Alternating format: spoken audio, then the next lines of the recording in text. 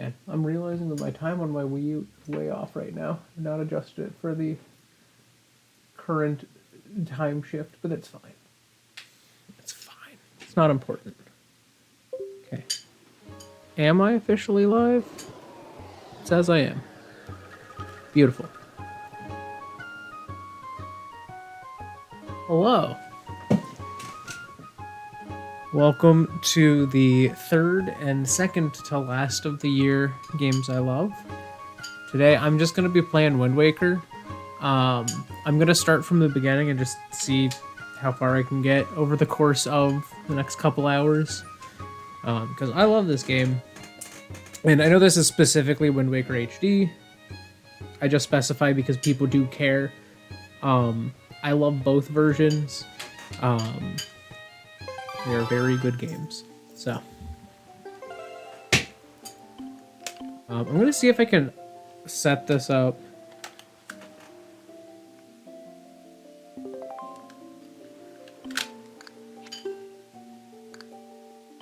I don't want this to be in the bonus mode. Yep, cool. Alright, I'm gonna name myself... Oh, thank you, thank you. I'm gonna name myself...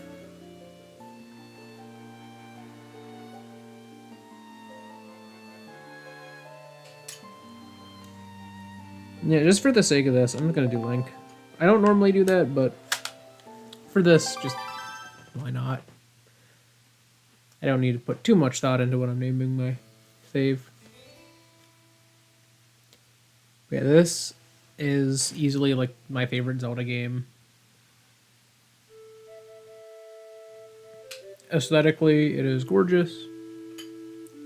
Especially, I think the GameCube version looks visually a little better because they stuck with cell shading more, whereas this one, like, kind of did a bit of a mix. Like, it kept some of the cell shading. They just didn't make it as intense and added a lot more, you know, HD lighting and bloom and stuff like that. And I'm not the biggest fan of all of those, but overall I think it still looks very good.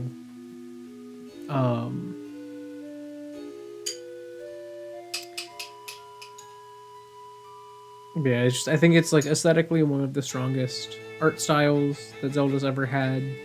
I think gameplay wise, it's some of the tightest controls and like some of the best combat overall. Like, I think Twilight Princess probably has the best combat, but I feel like they didn't overcomplicate it, but like, I don't know, I think there's something really charming about the simplicity of this one where it's just like, if you do the things and you press A at the right time based on a number of factors, like you'll do the move you're aiming for, rather than doing kind of like a combination of things to do it every time.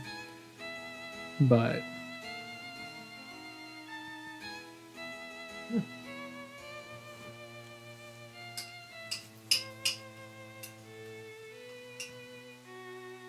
I love this like whole opening like scroll where it's just like literally like this old tapestry depicting, you know, the return of Ganondorf, or rather the return of Ganon at a time when there was no one to stop him. So bro just got buried under the ocean.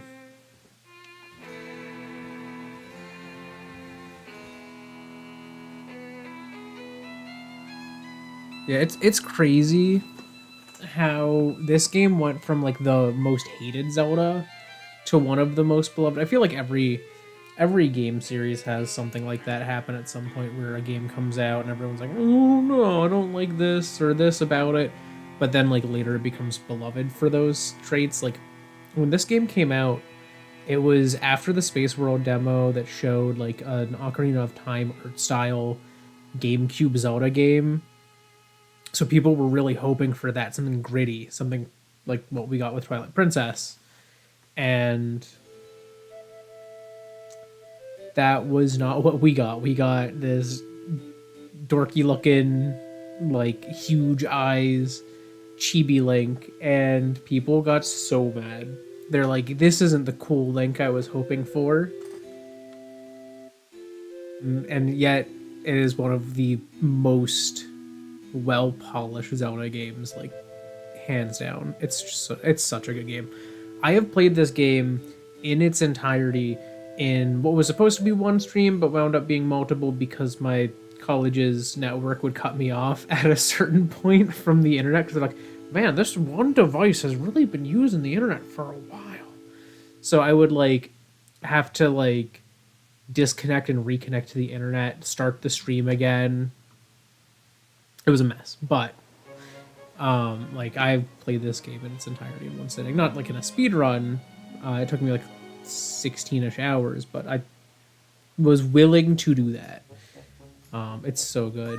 But yeah, Pokemon in a nutshell for sure. Pokemon has a similar thing where, you know, every new game is hated for some reason. But like down the line, those reasons start to be what people really like.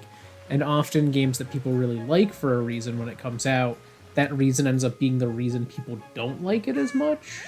If that makes sense. Like, you know, people were so excited with the new model set when X and Y dropped. And they were like, oh my god, these are the best Pokemon models we've ever had. These look so good. And then they used them, like that same set, with like minor tweaks here and there for so long, and everyone was like, nope, the worst model set. I hate it.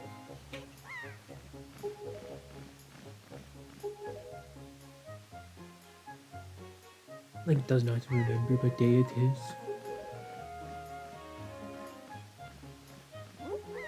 is. It's your birthday! Oh!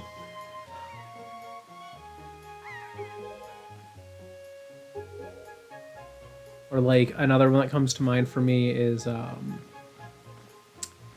like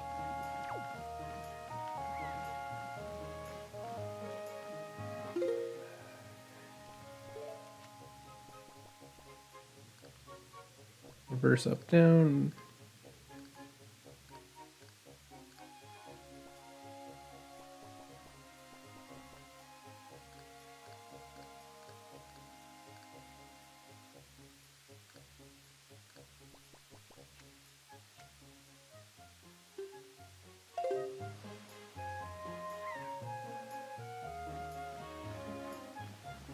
Alright, I don't think I can actually reverse the up-down of the camera. I can reverse left and right for the camera. But, I mean, to be fair, I think most of what I'm going to be doing is going to be left and right, right? Let me just check. Is there a third option that I haven't seen? Forget camera. Okay, reverse left, right, standard. Okay. Alright, I'll just have to get used to the camera being slightly different than I'm used to. But I guess it is kind of like push in, push out. And I think that will help my brain reconcile. I need to talk to her. Nope. Can I swim that if I jump?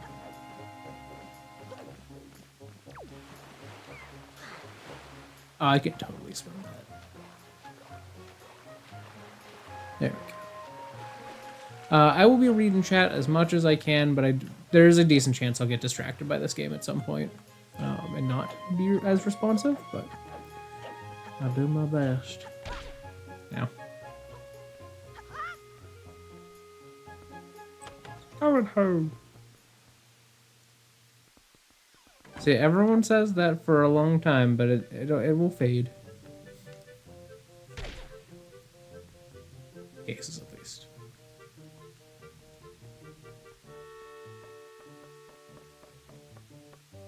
With age comes appreciation.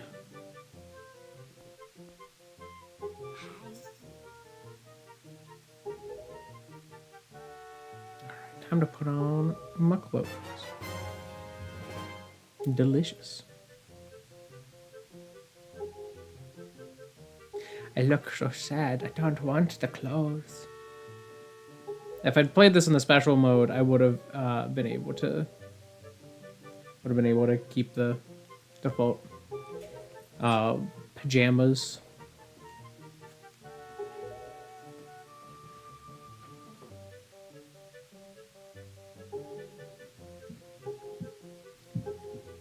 Making soup.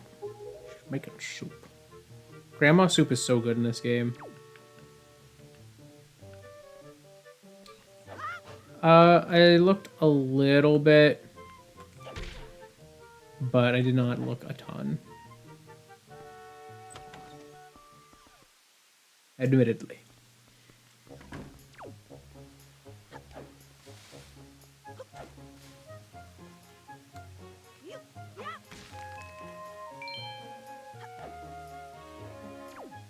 Old man. I want to.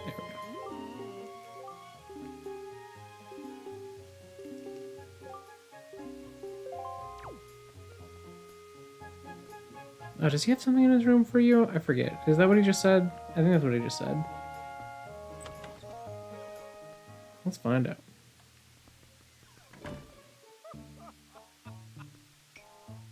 Hello, big head old man.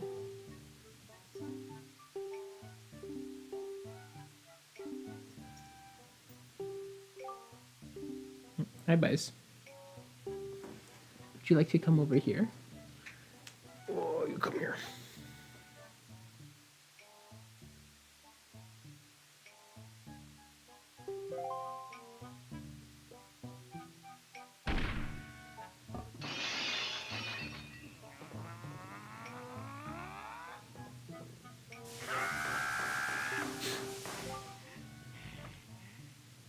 This man is mad.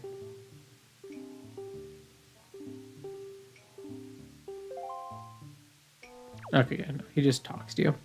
I thought he would give me some money or something. Yes. This game has a lot of, like, this is one of the best Zelda soundtracks of all time. And so many songs from it get used in people's YouTube videos all the time.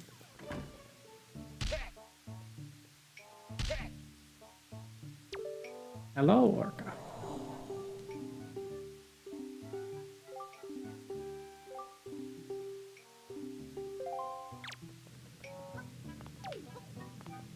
Right, does he want me to roll into this? Yeah.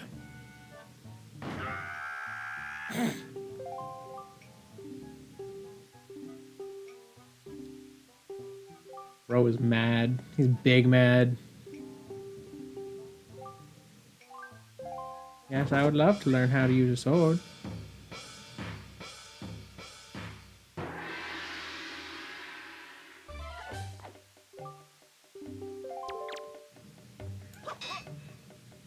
Right. Oh, press only B. Oh, wait. That's right. If I'm targeted. That's right. Now I remember.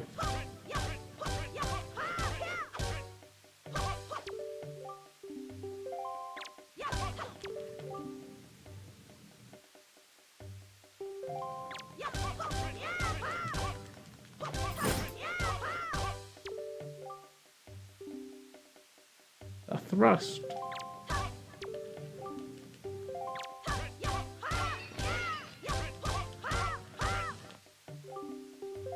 Oh, that is enough.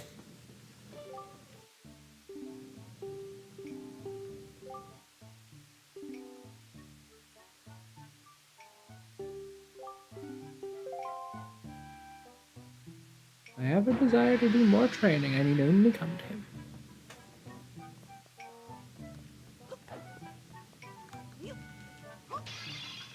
Yeah, there's something in there.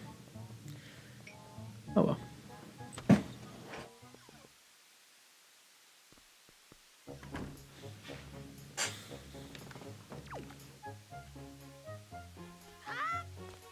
Boop, boop. Boop. Boop, boop. Boop, boop. Boop, boop.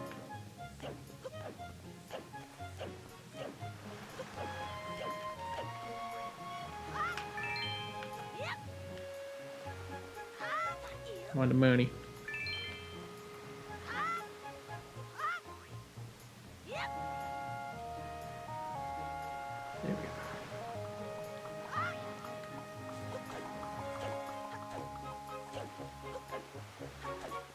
What you apologizing for? Oh, well. I've splashed into the water.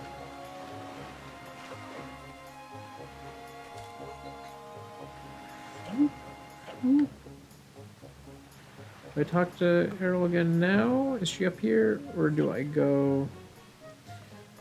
I'm just flying through it, and I don't remember the exact order. Ah, I don't care. It's so funny how nobody knew who the hell, like, Major Klug was until the one redub of the, like, Wizard Beer video came out and, like, was like, oh, just absolutely, like, calling this man out for his, like, heinous acts. And then, like, that's how most people found out he even existed. Because I had never heard in my life of that guy until then. So also, a fun thing about this game, so I can't show it super well, but on the gamepad, I'll bring this closer, so you can see there's the menu.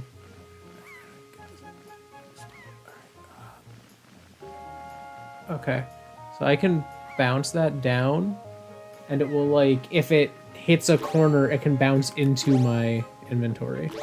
So it's like a fun little challenge run someone could do, is like one where they just have to ricochet any item that they want into their like list of items to use. It's very fun.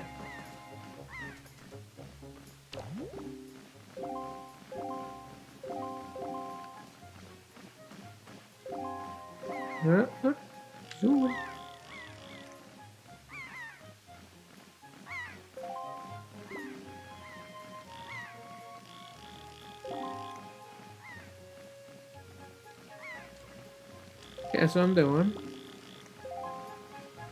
There we go, okay. I had to zoom in while looking at him.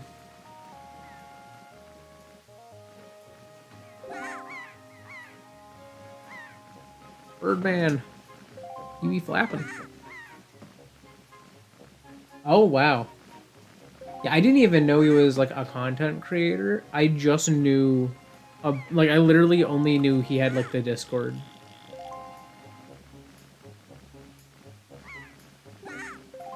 No sky. Ah, there it is. Like, I knew he had, like, the Discord. That was where bad things would occur.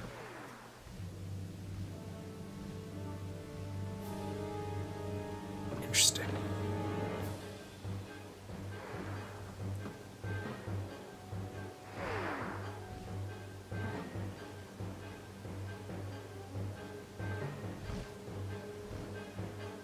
See, I feel like it's so easy to just not be an awful person, you know? And I feel like so many people who, like, for, you know, whichever reason, want to be a content creator,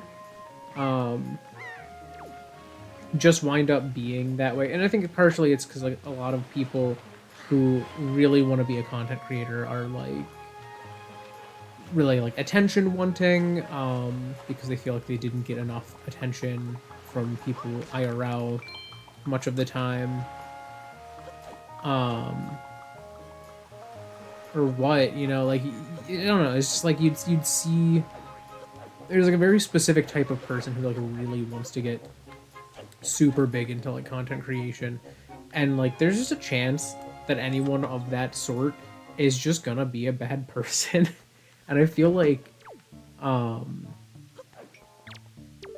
it's, like, it's so weird how quickly content, or how often, like, what percentage of content creators wind up being, like, just awful, you know, no matter which way.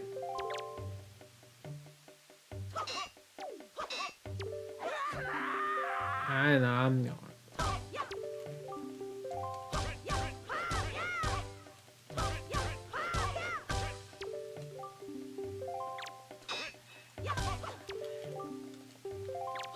Okay, I think I have to redo this training because I think wasn't supposed to do it yet, technically. And so now I have to do it.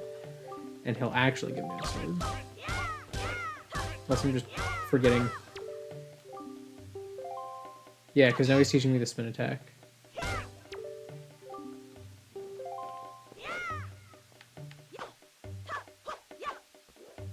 Let's kind of do that.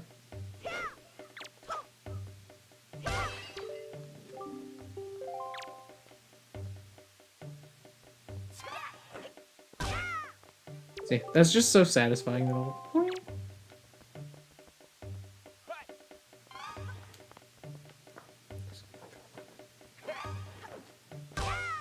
Gotcha. What do you want me to do? Oh, do you want me to do a jump attack? Yeah. There we go.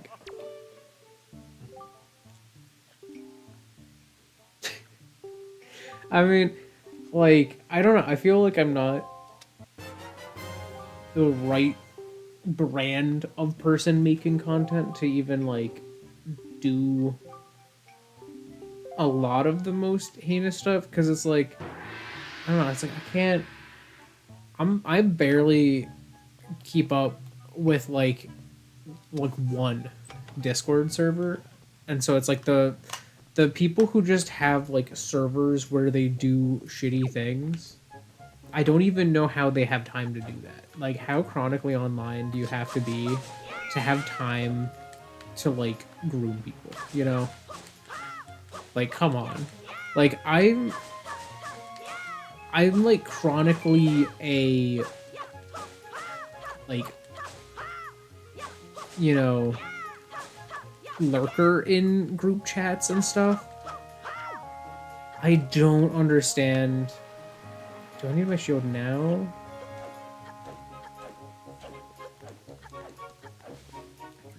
Shield now, or yeah, it's like I don't understand how they could even have time to do that, let alone the want, you know? Because the thing is, like, I don't have the want, but I also like don't know how people find the time. Can I take this now, please?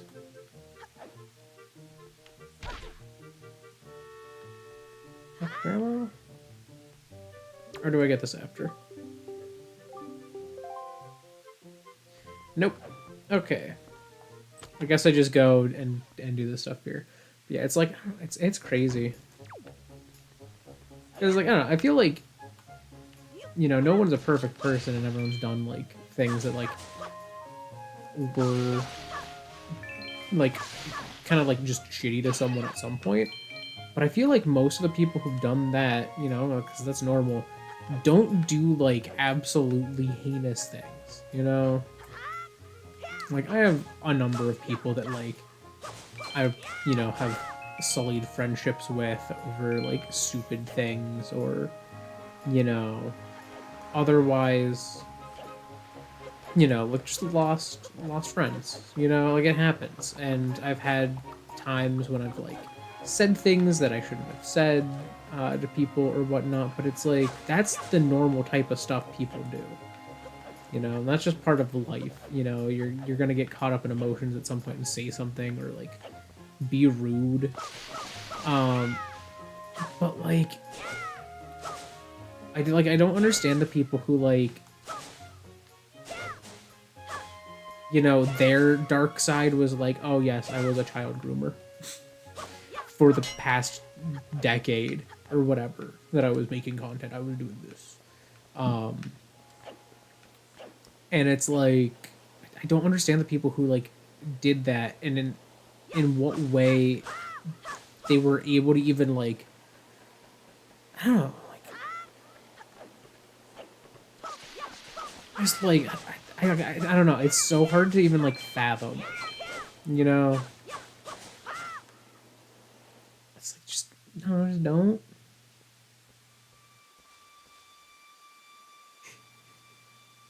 That's, I feel like that should be the goal, and I feel like so many people go in already like a little weird. And I think there's like some stuff where it's like, yeah, there needs to be like a clear separation to avoid like parasocial relationships and stuff like that. Because I feel like that's a part of how people become groomers. Is it starts with like parasocial friendships, um, with like people who are underage, and then they like wind up being a groomer just because they were like really uploading that. So it's like I try to like be friendly, but like, you know, kind of keep like a little bit of a distance from like, you know, viewers and whatnot. And like, even though I do have the Discord server and I am like social-ish in that, like if someone comes in and like says stuff, I'll like respond and be friendly. But it's like I don't like,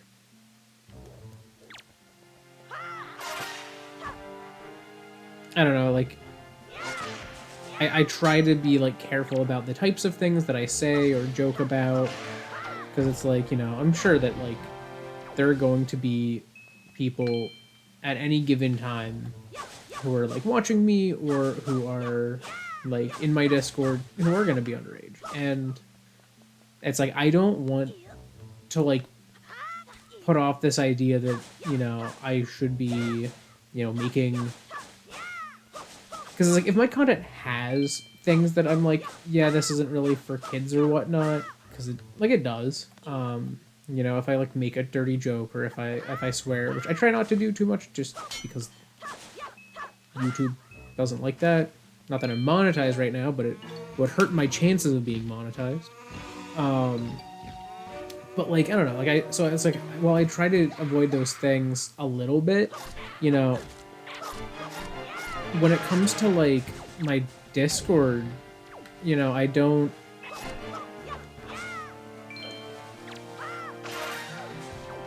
like, I guess, put off us like the same energy I do with friends. You know, like I won't make the same types of jokes or share the same types of memes. Like I share so many memes that are like, you know, like dirty jokes and whatnot with my friends that are all like post-college age people. Like, you know, that's basically my college friend group. You know, we're all at the same age. We're all in our mid-20s. So it's like I'll post stuff there, but I would never put that like in my Discord server, you know? Like I would never. Or like I have no intention of ever adding like NSFW channels to like my official Discord server, because it's like that's just a recipe for bad things to happen, whether it's from me or from someone else in the community. I don't want people groomed in my space. You know, like that's keep that to yourself, preferably to no one. As in, don't do it. You know, preferably don't do it, but don't do it in my server. You know, and it's like every time I hear a content creator who like has an audience that's like partially or heavily underage, has like an NSFW channel in their server, I'm like, how the hell do you moderate that? How do you track? How do you verify these people's ages to make sure that, you know, they're not doing that? It's just, I don't know. I feel like there's so many easy ways to not be shitty. You know? I feel like you have to make a lot of mistakes to allow those things to happen and to allow yourself to do stuff like that. And especially to do it for extended periods of time like so many content creators do. I don't get it. It's like, don't do it. Easy answer is don't do it. And like, I'm a relatively like sympathetic person to people struggling with mental health things, and like a lot of people will like say like, oh, my mental health bad, I was doing this, I was doing that, and it's like, I get it, but that's when you get help. You know, that's when you need to get help. You need to go to friends or therapists and whatnot. And it is hard to come to people about things like that, but it's like, you need to. Because otherwise you end up doing all of the bad things. You know, you do the EDP, you do the you know, the klug. You wind up being a groomer, and you shouldn't. Like, that's such a bad, gross thing. Like, just don't even. Go to someone, like, preferably a professional, and like get help first, that should be your first step, is getting help. It's crazy how people are so averse to it all, you know?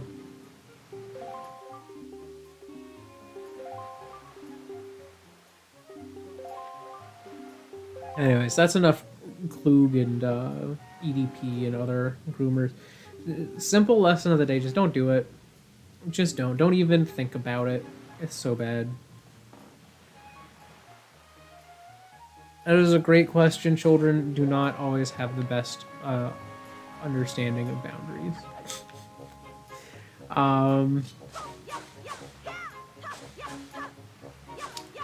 See, I was the annoying youngest brother of my family, so I'm trying to think of what advice I could possibly give. I'm also not like a parent or anything, so I don't know. I would say like the best things to do are, you know, usually when a kid's doing something that's clearly like annoying,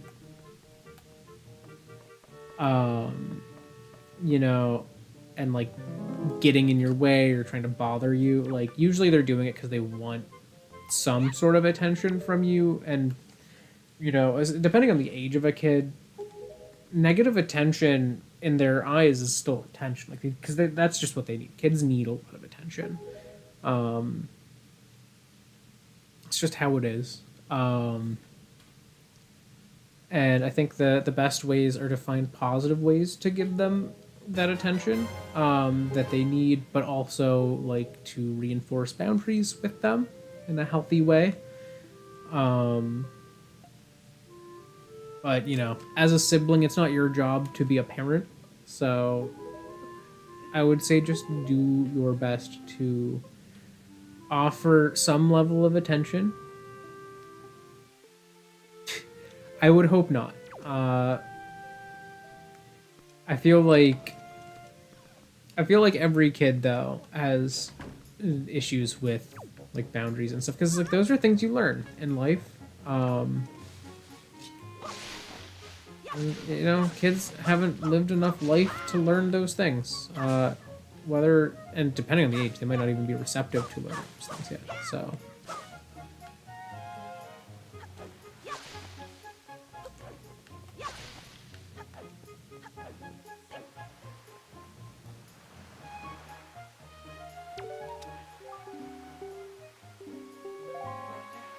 Alright, I got my shield. I'm ready. Yeah, I don't know. I feel like the best advice I've got is attentive in positive ways. Find things to do with your younger brother. You know, maintain a healthy and positive relationship if you can. It's easier said than done sometimes. I know kids can be very trying. You know, I love my niece so much, but she can sometimes be a bit much, whether it's for me or for other family members. You know, my brother and his wife, you know, her parents. But it's like at the end of the day, that's just how kids are. You know, they are predisposed to be like that, and they also don't have a full understanding of how others feel. Because, fun fact, empathy is not a trait of children of any age. You know, like genuine full empathy isn't usually developed until your brain's fully developed. So for like men, that's like 22. Like before you have a full grasp of empathy, which is insane. Like it's a thing that like you can teach kids to a degree, and like you can foster it a bit. You can encourage them to be empathetic, but it takes some time.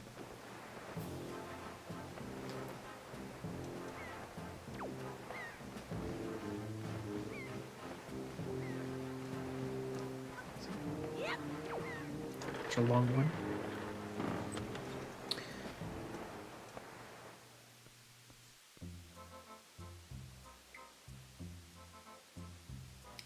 Yes, in many games. I think Zelda used to have that on occasion. And so I do miss those times, because like you would have like the Deku Scrubs, for example, in Ocarina of Time, or the Zoras in A Link to the Past, you know, where they are sometimes on your side, sometimes not. Um, but I feel like, especially as of late, more and more Zelda enemies have become like dumb, mindless villains, you know?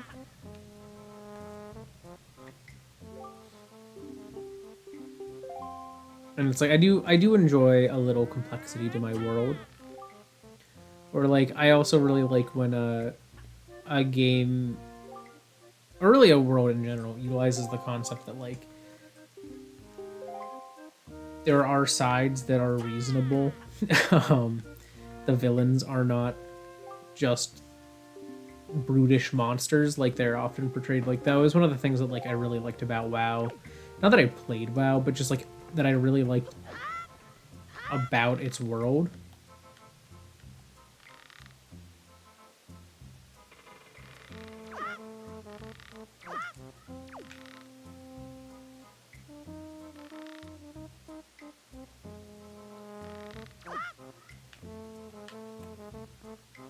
Okay.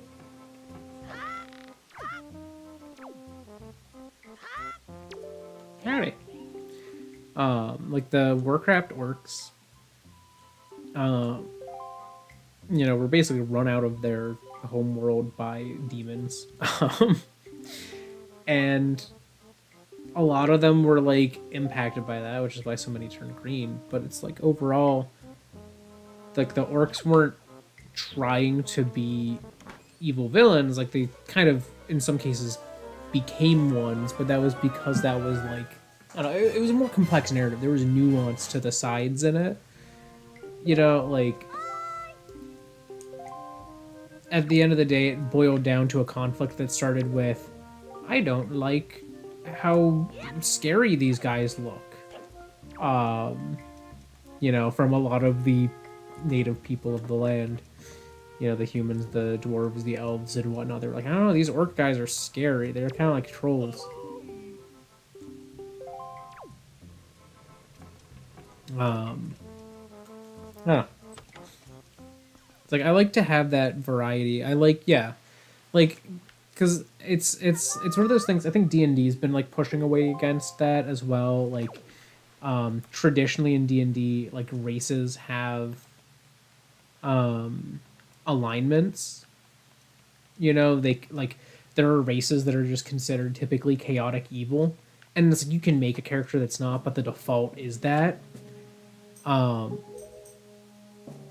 and it's like, no, that's not how people work. Like it's very like, I guess they're not humans. It's not really dehumanizing, but it's like you're reducing the personhood of a character by saying that their entire species is by default like an alignment. You know, and it's often much more interesting if that's not the case. You know, I think it's fair if you go, oh, well, their society is typically lawful. Their society is typically anarchic, so they're typically chaotic, even if they're good. Like you could say that, you know, you could have influence on that end, but like evil, good, neutral, those shouldn't be defaulted or like put into a default state based on like the species of a character. That's just a little silly, you know? Like something that comes to mind for me is when playing D&D. I chose a character whose race is typically lawful neutral, and I characterized his society specific. So he was a turtle. They're either true neutral or lawful neutral, but it said that they have very strong, like, morals, you know, or like a very strong adherence to like their own philosophies and whatnot. You know, they're very opinionated, I guess, is one way to put it. And they live very strictly by those thoughts that they have. And I characterize that as he comes from a society of turtles, which are turtle people, and they are, you know, they're known for being a bit slow, but they're also they're like that because but they're like that because they have this basically like spiritual, like religious philosophy that by doing acts that are good and that are, you know, in line with your morals, that are like literally like baked into you as a being,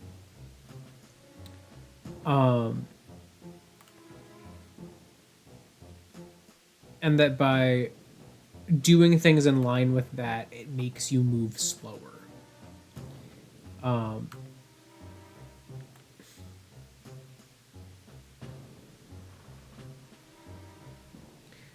And I was able to make a very interesting character off of that concept, and I was able to make a very interesting antithesis to that character from that concept as well, where I made it like a societal thing, but that not all of them live by that. You know, most turtles move at like a typical human speed because they do things like anyone does that aren't really aligned with their own morals.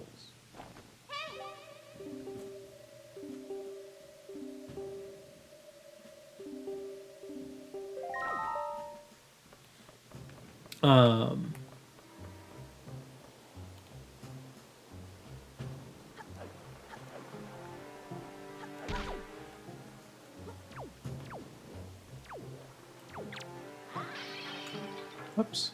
I was hoping to hit him with that, but I don't think I could. I think it had to do the cutscene. Ah, ah. Oh. There we go.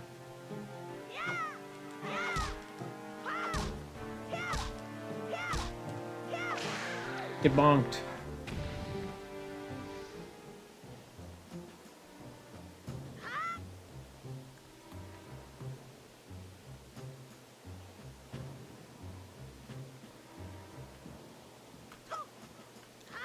Ooh.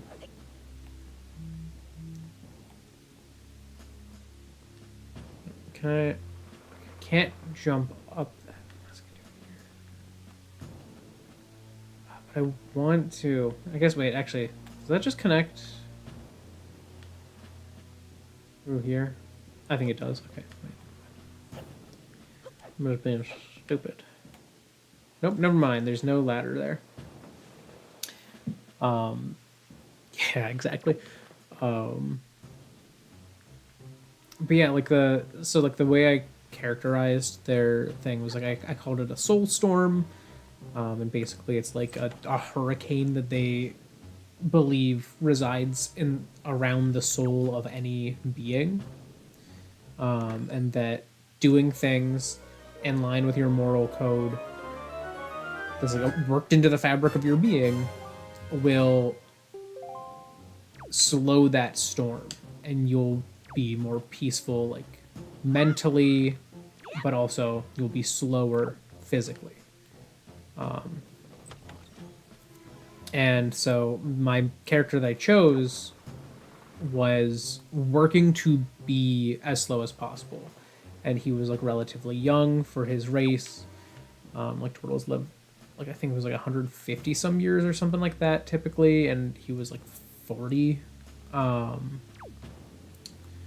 But like for his age, he was relatively slow, and so like I characterize that as like literally he can't move as far on like during a combat turn as other characters, and also like my brother, who was the DM, characterized it as he was basically like conserving his energy and unleashing it all at once with his attacks. So like he would sit there and be like this, you know, punching really slowly, and then he would hit, and they would just go flying. Like he'd hit them with way more force than if he'd hit them at like a normal pace. And he was like a fighter character. I thought that was a really fun way to do that. I really enjoyed making that character. Pretty neat. This way. Favorite Digimon. What's the giant cactus looking dude? I really like that one. I forget. I haven't seen Digimon in a while, but my friends and I watched for a while, like the early seasons of the show in college. Just, you know, for fun.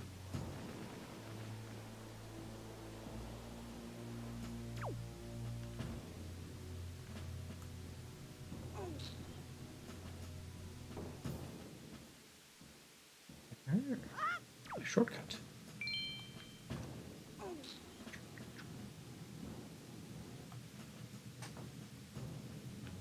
Togemon? Okay. Yes, that one. If it's the one that I'm thinking of, I really like its design. He's big and funny looking, and I like that.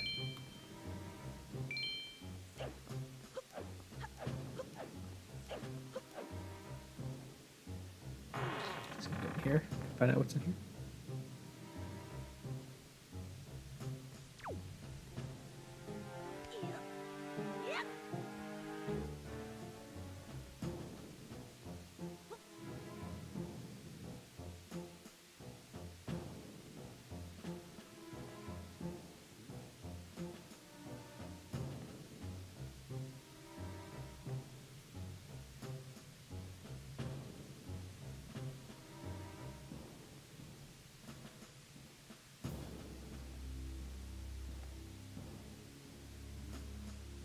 Okay.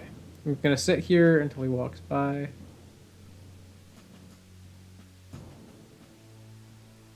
Good heavens! What a posterior. Pop that down. Aha. Yeah, exactly. Like, I feel like... I don't know, I feel like he's just... I think in general, he stands out as a Digimon design in that he's like... a really... Oh, not... Type barrel, I thought. I don't know, he's just like a really fun, goofy looking, big character. Well, I feel like a lot of Digimon, especially their later stages, look just very cool. I don't know. I think there's a nice balance that you can strike up between cool and doofy looking, and I think he does a good job of that. Don't mind me.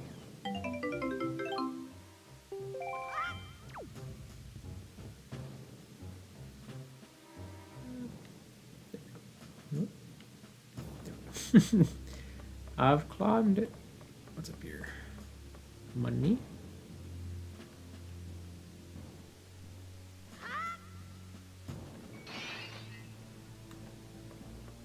I thought you could just break so much stuff in this game. For no reason. Just cuz. Oh, cute Digimon are awesome too. But I feel like a lot of the upper ones abandon cuteness in favor of coolness. And then a couple of them go really hard into this just like wacky, really enjoyable design. I really enjoyed a lot of the weird designs in Digimon. I feel like there were a lot of them, and those ones were easily my favorites. Excuse me. Oi.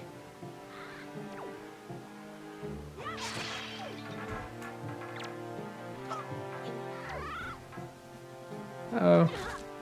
Ow. Get out here.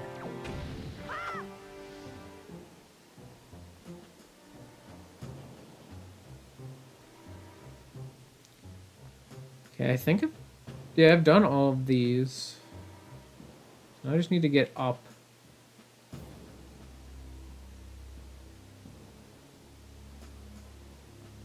That's the next step, and I don't know how... I don't remember how I do that.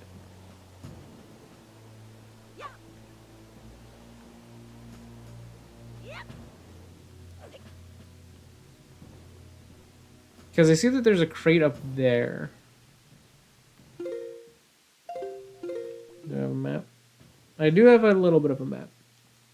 Alright, okay, so we cleared those out. Is that the path? Maybe.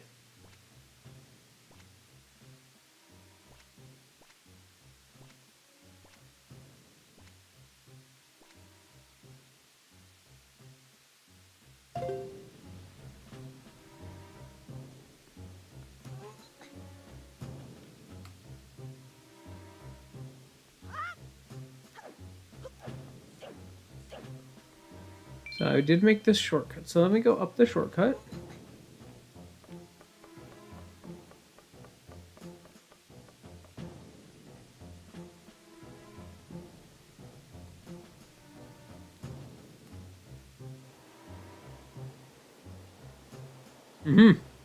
That's the door I need to go out.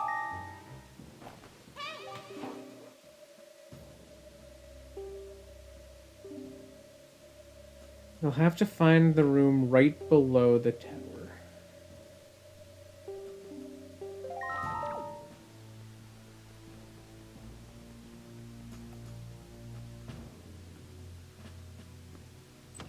So I think I just go in this door.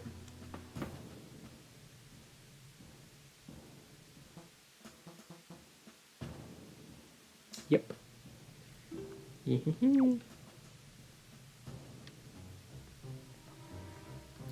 Herb there.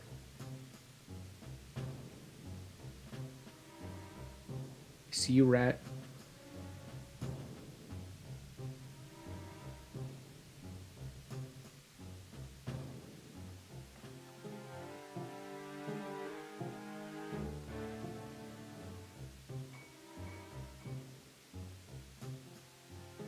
Oh, dudes. Don't mind me. Don't mind me, good sir. I am just sitting.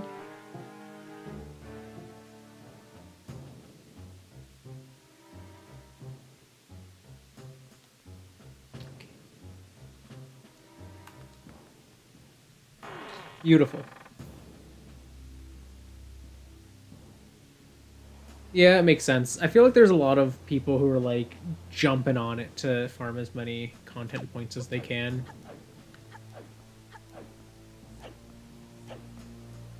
My wife and I watched it, and we found it, like, overall it was pretty enjoyable. Like, it was good. But whoa. So nothing.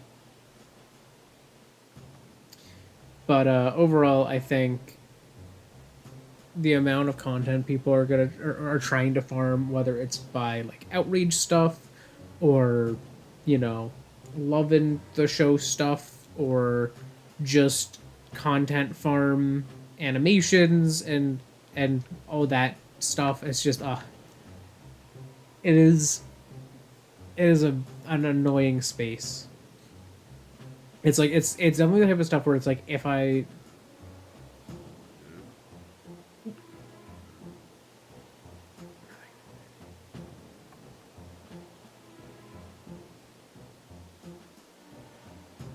stand in my barrel, I don't know if I'm gonna need it.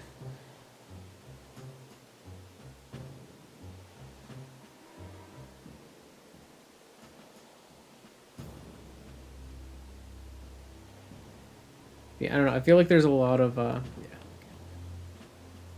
lot of people just trying to farm as much engagement as they can off it. Whoa, oh no! Ow. Oh, a shortcut.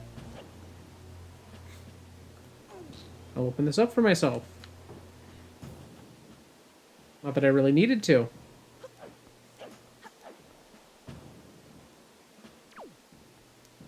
Would like to go? Oh wait, do I go up on the other side or is this the side? I think this is the side. Yeah.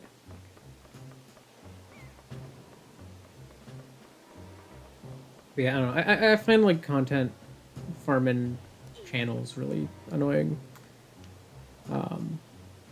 I find the ones that I like the least are often like the rage bait channels where it's like they just want to like say, "Oh, this thing's bad," and then make 20 videos about why it's bad. And it's like I feel like most things that are bad, like you can usually do pretty full coverage on that. If you don't like it, like one, maybe two videos. I'd much rather watch someone make a large series of videos about why they love something than why they dislike it. So it's like, I don't know.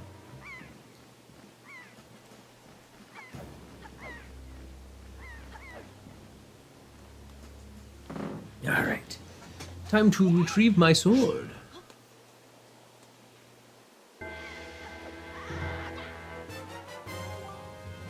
It is time for the mini boss theme.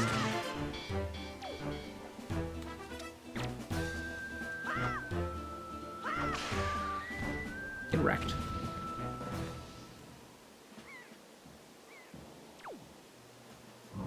Goodbye, mini boss theme. It's my favorite mini boss theme in all of Zelda.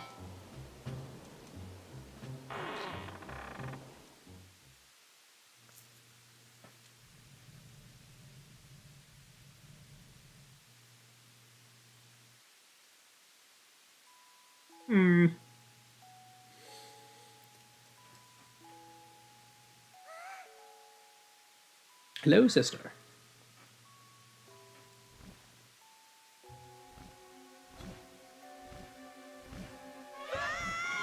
It's so funny not having having non-HD rumble again.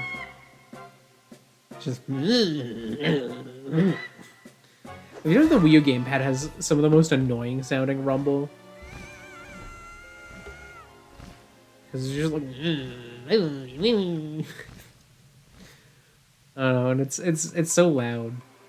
Like nothing is more embarrassing than trying to play a Wii U game on just the gamepad in a quiet room with like the sound off. It's so loud. It's like, oh my god. Tone it down, please.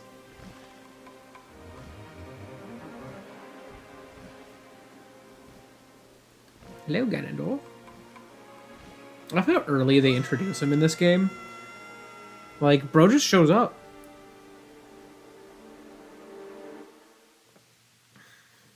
I am 1 hour in and bro's here.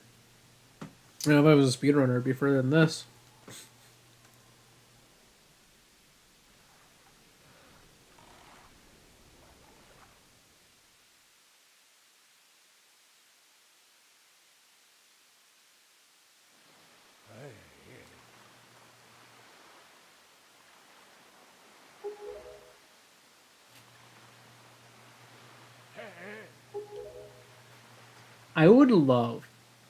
I would love so much if if the next Nintendo console is basically a Switch, but it has two screens, like basically a DS style slash Wii U style home console and handheld hybrid, I'm gonna lose my mind because that will mean they will be able to do remakes of Phantom Hourglass and Spirit Tracks, fixing the things that didn't work as well, that people didn't like as much.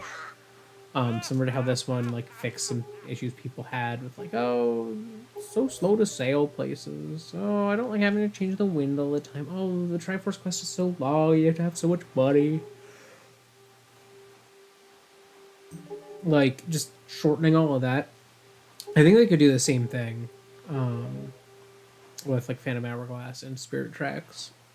And I'm just imagining like a world where they release this like as a port, to whatever comes next. Like this game with the full dual screen features. My gamepad's battery's low because it's a gamepad. Been playing for an hour and it's like, oh, man, that's a lot. They're running. Does the game have fans?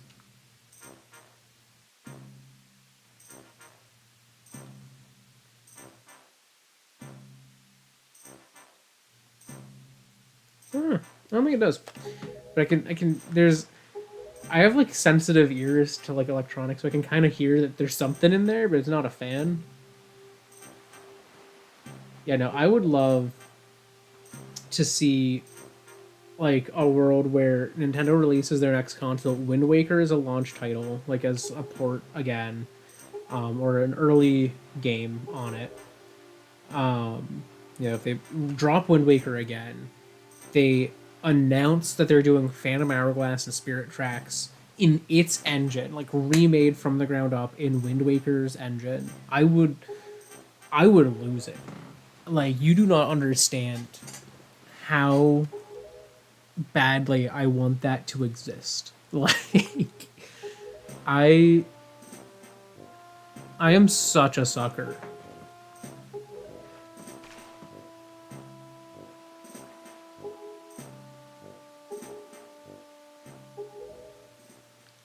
for like being able to like revisit worlds because I don't know. I don't tend to replay games often. I tend to play it once and that's my time playing it in full. You know, like I've replayed in full Metroid Prime twice. I played Prime in full, and then I played Prime Remastered in full. I partially played um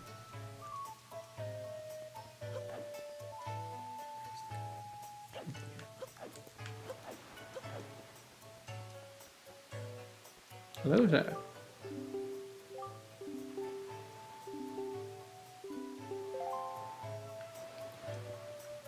Free Tingle from Jail.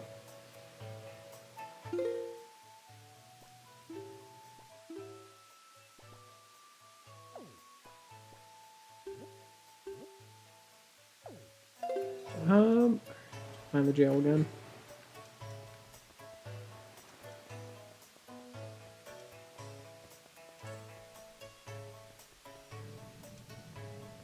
This the jail? Feels too fancy. Maybe it's the jail. No. No shot. Yeah, this is the fancy house. With the sad man whose daughter's gone.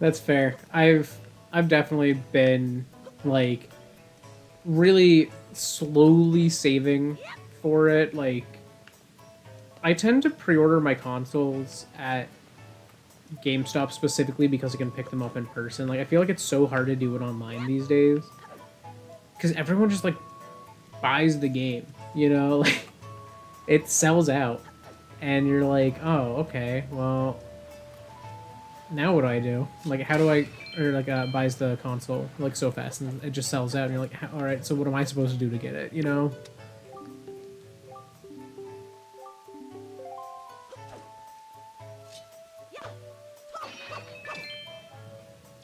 And like I don't know, that's just kind of a this jail. This looks like jail. Yeah. Hi, Tingle. I don't know, I feel like it's just easier because I can like pay it down in advance and then just come in and pick it up the day it launches. I'm usually working that day, so I can just come in after work, pick it up, carry on. But yeah, so I've been like saving up like GameStop gift cards and stuff like that, just so that it'll be easier for me to get it. Like, I'm thankfully in like a stable job.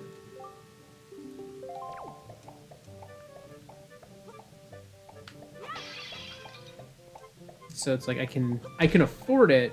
I would just rather it not be as much, I guess, you know? Um,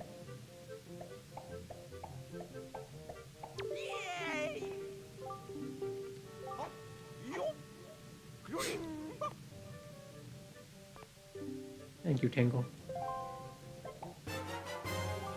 Now I have the Tingle bottle, a thing that's defunct. Alright.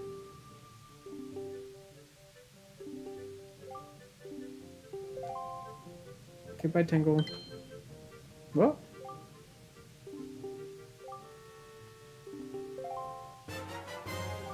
Thank you, Tingle.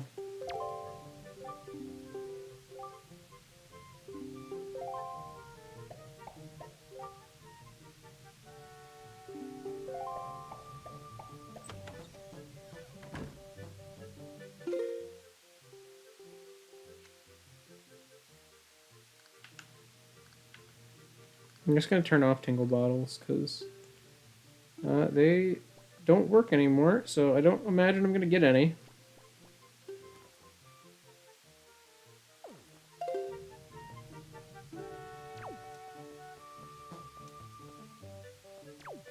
I'm gonna go... What? Yes.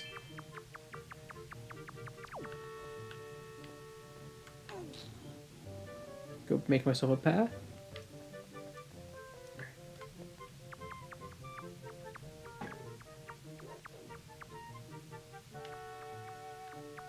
Forget what the path is, but I'm gonna just...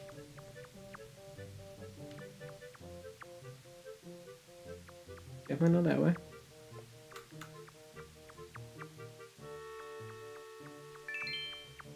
Money.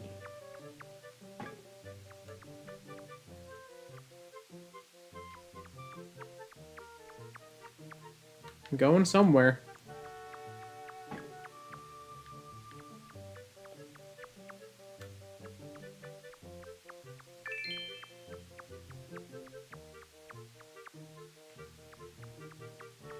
Hey, got it. First try. I am required by game law to set Tingle free. Also, I don't mind Tingle as a character. I think it's funny how weird he is. I enjoy it. Though I don't like that his equivalent in Twilight Princess was hot. That concerns me. It's like, why did they make Twilight Princess Tingle like an attractive dude in a Tingle suit? Or in a Tingle adjacent suit. Because he's not actually Tingle, but they designed him to look like Tingle.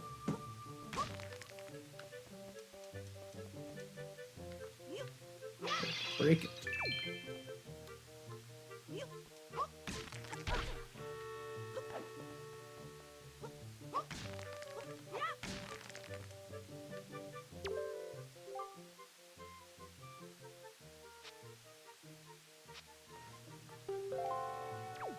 I now have the Picto box.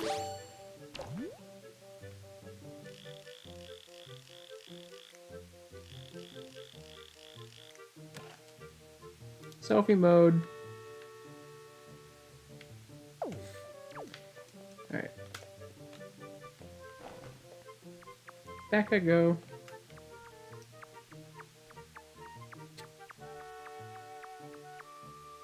Alright, I'm just gonna take the easy way out. Hello, rat.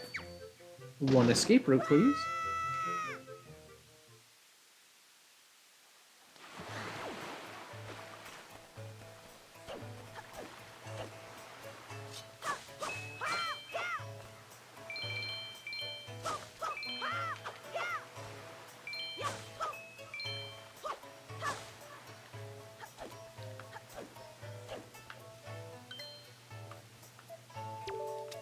I know, you're also telling me now your daughter has gone missing, I know.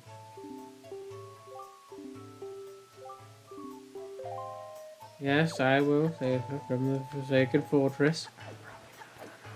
I'm not gonna have time to do that this stream, and well, I'm probably just doing this one stream, so too bad.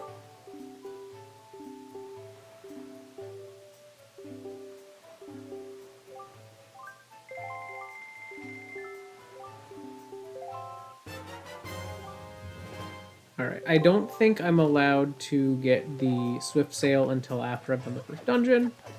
So I'm just gonna go straight back to my boat.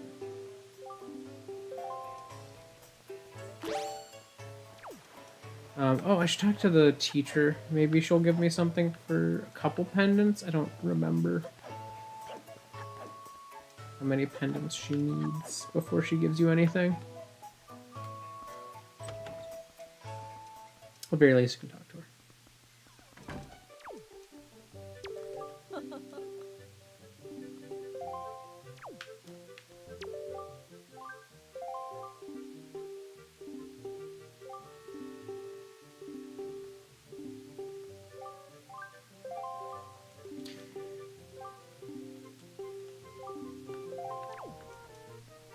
Oh, that's right, I have to talk to the kids first.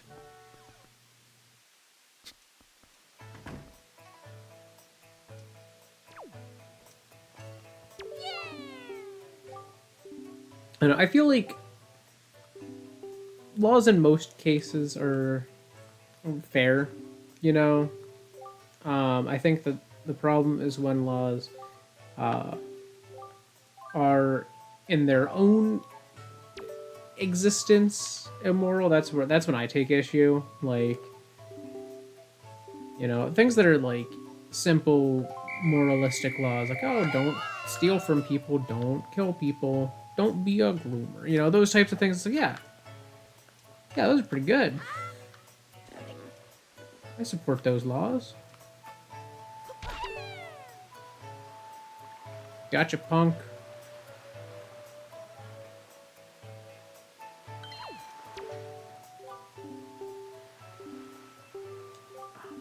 I spoke to you.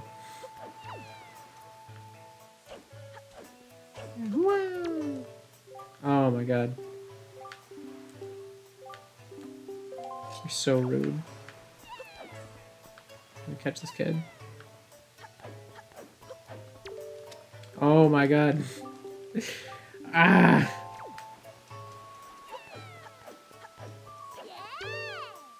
Gotcha.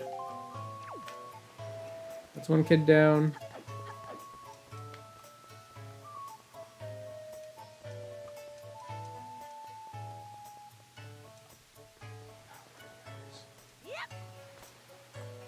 Oh, there's one behind that stone. Yeah, I don't know. I feel like, you know, obviously there are cases where laws end up like entering like an immoral zone where it's like, you know, where not everything that's legal is moral and not everything that's moral is legal. And that's when I get less into them. Because I feel like laws are a good thing to have. I just think that they need to be properly set up. Gotcha. Oh no, I get you. I was just like, I don't know. I feel like I already talked to you, sir.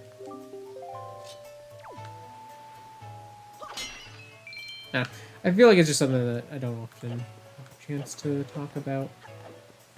I tend not to get particularly political or anything on my streams, but I do have political views. Oh, goodbye, money. Don't mind me, I'm just gonna collect this money. And you?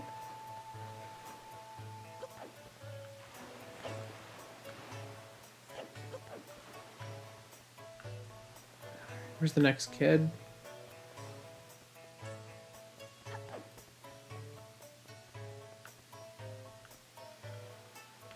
I bet there's one kind of near... Nope. Already talked to you, sir. I've already agreed to save your daughter. Bet there's one over here. Oh! Whoa! Oh, I didn't know I could jump that. Oh. You that. Run away.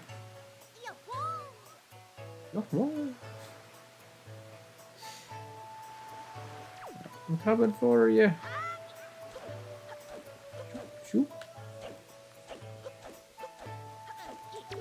Gotcha.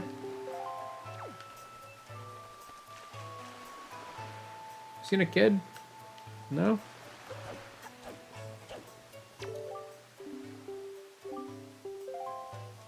Okay. Alright. I feel like the last one's kind of over here somewhere.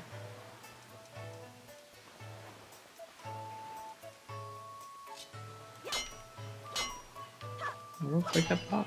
There.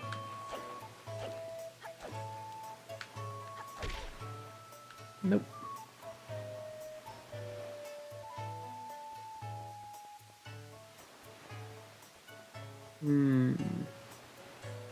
Yeah, not up here.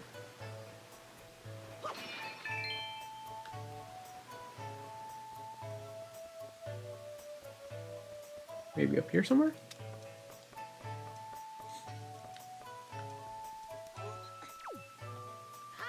Nope.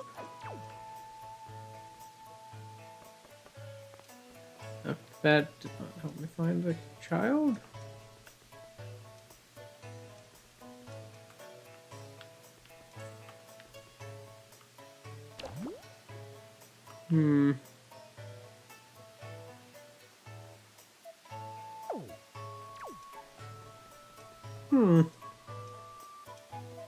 Where is the last kid?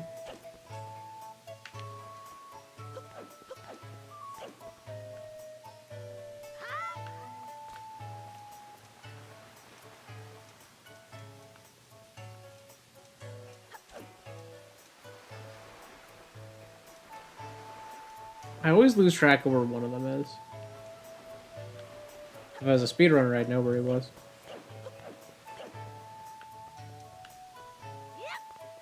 Child!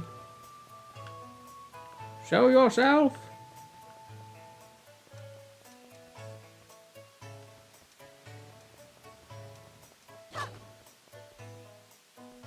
Show yourself, or I bring out the sword.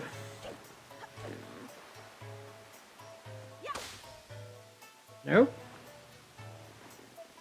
Pig, have you seen a child? Sir, have you seen a child other than the one that was back there?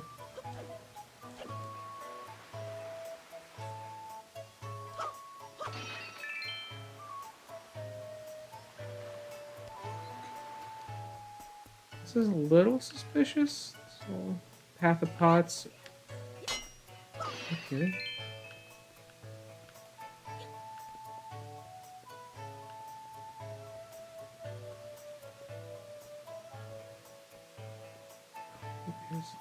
Oh. Ah! I knew there was a bush involved. I knew there was one kid that was like in or around a bush. That would be why I was thinking up there. I knew it was like this. There's like one section of the island I haven't been to.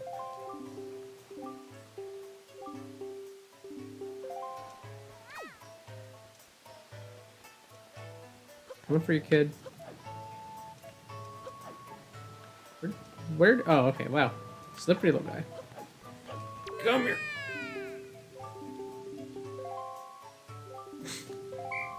Don't mind me accidentally triggering two sets of conversations at once.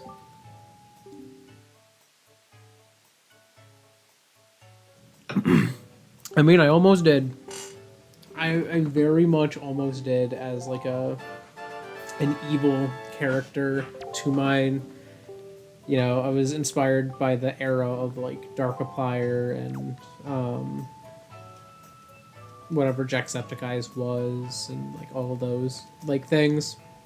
And I was like, oh, DurchBurch, and he'll be like this like fedora neckbeard, pretends to like respect women type of guy, very performative and just weird, but also actually secretly like a demon. I don't know. I had this whole lore written up for it, and then I started it too late for it to realistically make sense.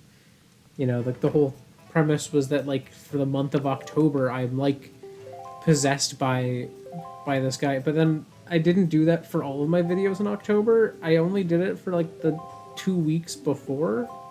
It was such a weird way for me to do it. What do they want to do?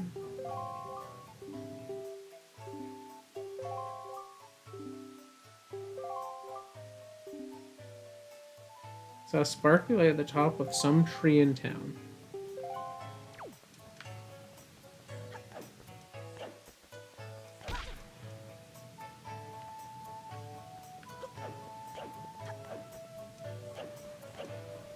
Did one of these have a joy pendant in it?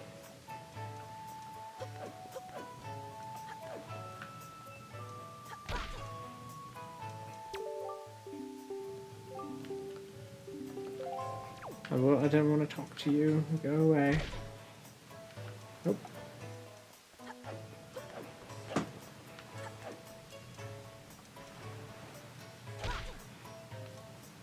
Yeah, it makes sense. Maybe this one? This one's kind of like right next to the bomb shot. It's kind of, yeah. Another joy pendant.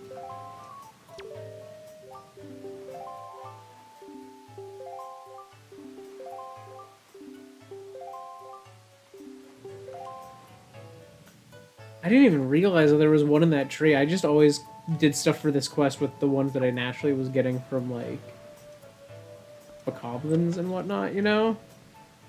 Man, that's crazy. Hello there, sir. Oh my god, yeah, his prices are ridiculous. I can see now why he gets held up by pirates later in the game.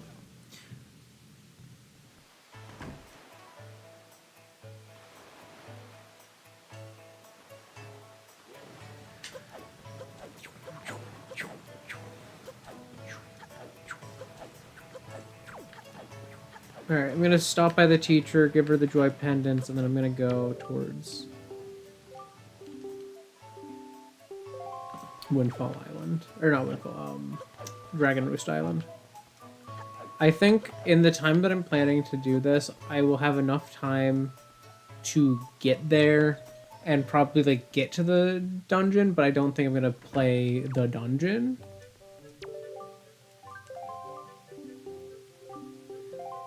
We'll see.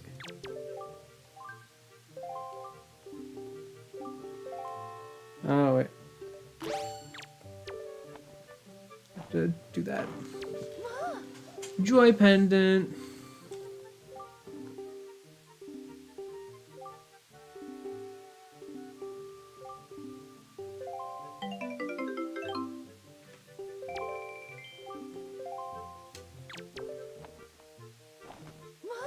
I'll give you another one.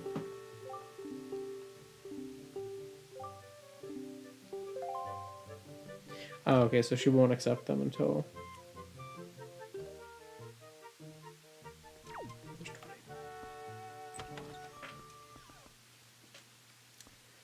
Geometry is weird. I think that's fair. I didn't mind geometry, but that's because, like, it was the one math subject. Well, I guess, to be fair, I didn't like it for a while. But that was, like, not my least favorite math subject. Because it was... I feel like math can often be so abstract, but I feel like geometry is so grounded. So, like, clearly a thing. That it's like you can kind of... I guess...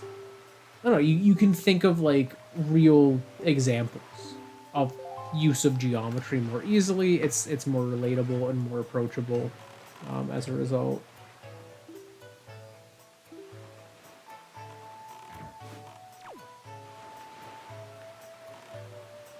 Alright, we've got the sail.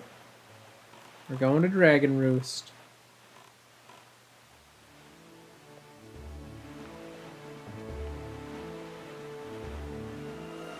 This game's seas are so pretty. That's fair. I feel like there's two types of people when it comes to math. There's people who really like the abstract stuff. Your algebra, your, like, calculus, things like that. And then you have the people who really like the grounded and like less abstract, I guess, ones, your geometries, your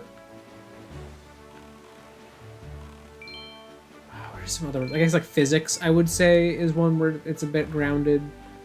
Granted, physics is a science, but like built on math. Physics is just math applied, It's actually the application for a lot of those really weird and abstract maths, in application. When will Banana Man come back? That is a great question. I honestly, so when I got this beret made, I considered the commission being for a Banana Man one, but I was like, I don't think he would work as a beret nearly as well, because like I feel like Rizio, like he's a round shape, it works pretty well, and if I want him to look more like himself, I pull it lower. Now he's formed like a much rounder shape. So Banana Man would not work as a beret, but I would love to do some more with Banana Man and stuff. Honestly, there's part of me that like wants to someday bring back the idea of Board Brains as its own channel. And if I was to do that, I would totally like put Banana Man in as like a character.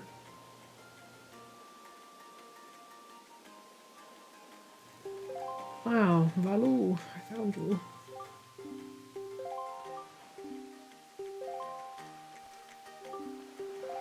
Oh, speaking of which, I just remembered I didn't... So I touched on my slow turtle. His name was Zephin, or Zephaniah. I also had this idea that they were all, like, southern drawl having swamp turtles rather than, like, tortoises.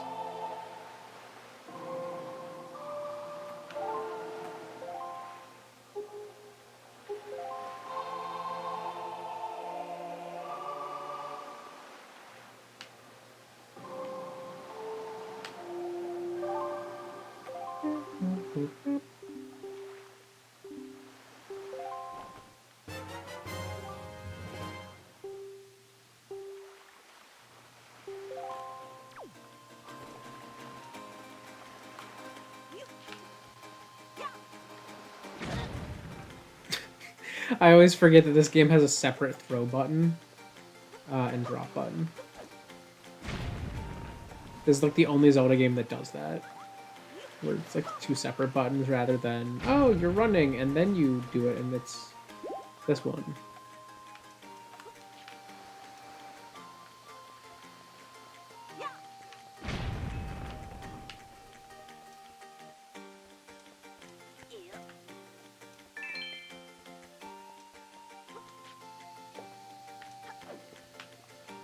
Okay, that's close enough. Yeah. I love this game's visuals. They're so pretty. But yeah, so the other character I had as an idea, and this time I did the other wrong one. The other character I had as a concept,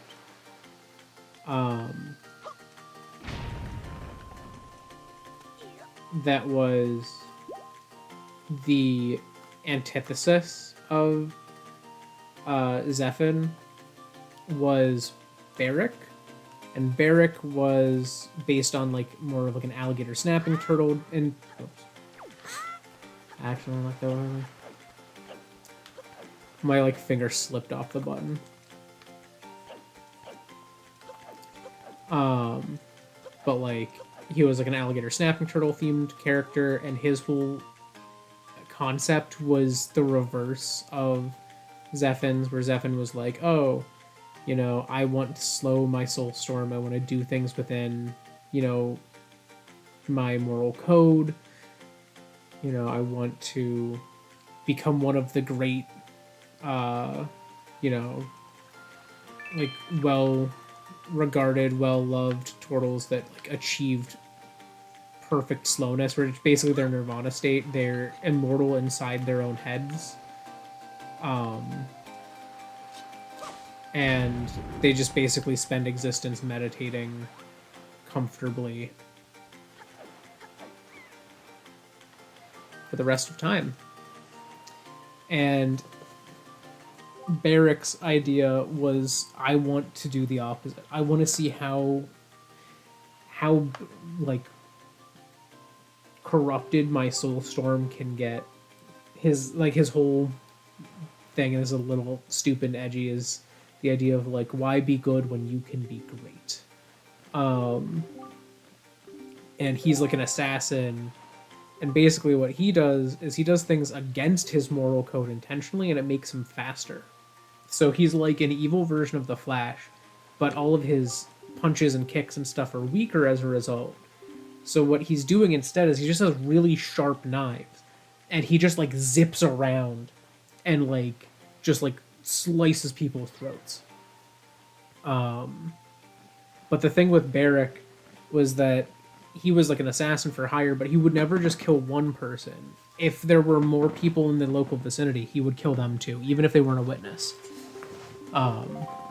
So like for every one person you'd hire him to kill, he'd kill 10 in the town. So that no one would know who the actual target was. And they'd all be unrelated people, and he'd do it in like an instant. Like he would just be like, you'd hear a lightning bolt, and then 10 people in town are bleeding out and dying. Like just this terrifying creature, you know, that stalks the night. But a little bit inspired by like how in My Hero Academia, like Deku, when he uses One for All, it like puts a strain on his body. I had the idea that like, oh well, the soul storm raging inside him puts a strain on his body, like you know, like to use the power he has to like, it literally like shreds his legs. But also he heals a little faster and lives overall less time the faster and faster it goes. Like he's racing to his death, trying to see how fast he can go, and every time he uses that speed to his advantage, it like tears through his skin. Like, so he has these like scars on his body that I like always imagine as like every so often in his like scars and on his eyes, like in the pupils of his eyes, like lightning flashes inside of him from like the raging storm. I went nuts with this concept. I love him so much. I also imagined him being like one of those like smooth talking southern drawl type characters.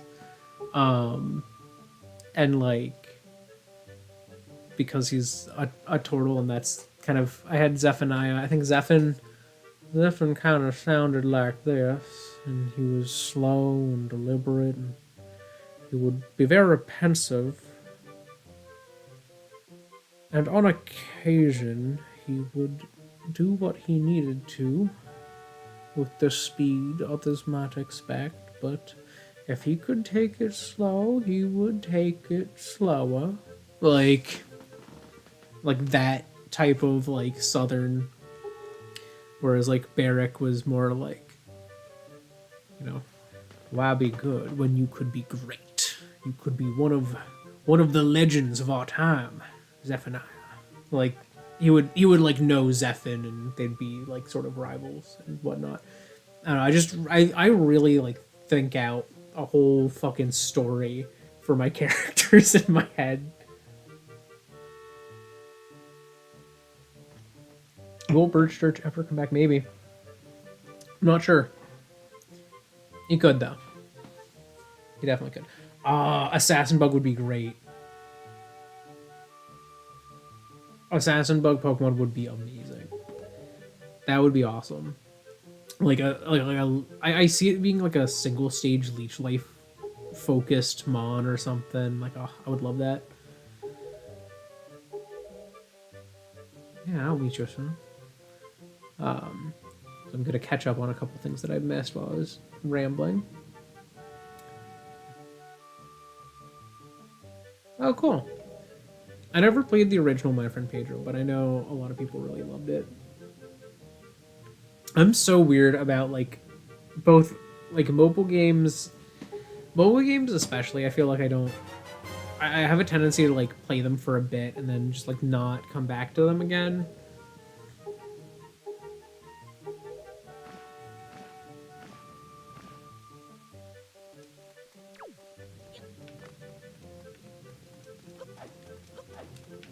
But I don't know, I feel like I get that with a lot of things though. Where is he? Medley, where is he? Give me the letter.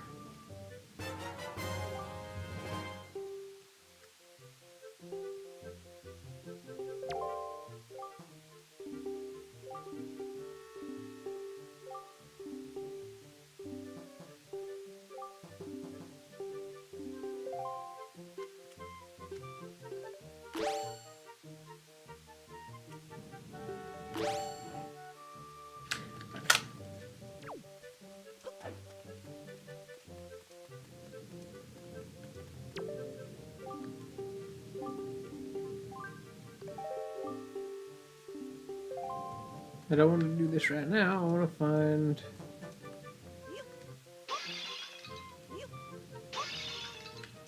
Nope.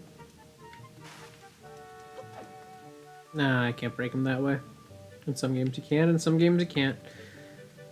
I think I go through the feather one. No. These are all outdoors. This one?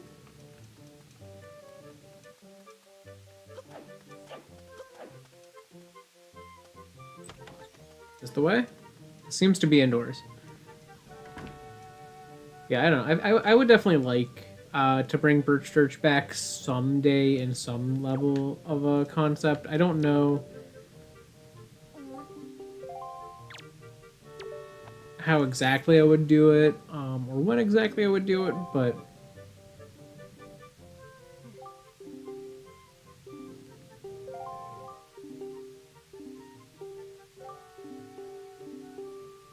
I think the biggest difficulty is I often struggle, especially on streams, to stay like in character for a while. So it's like maybe...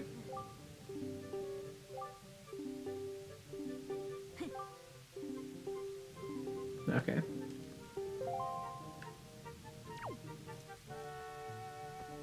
And now I go out and I meet Medley.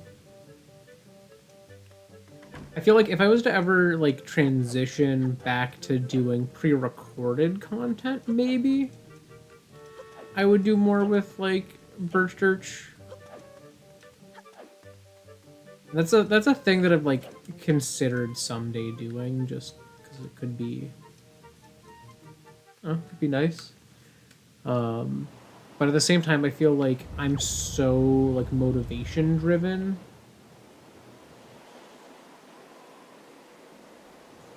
Okay, got the one exit down below.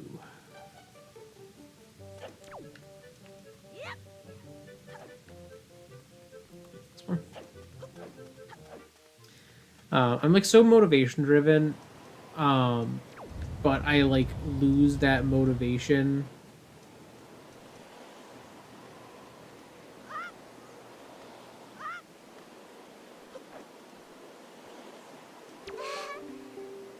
I did.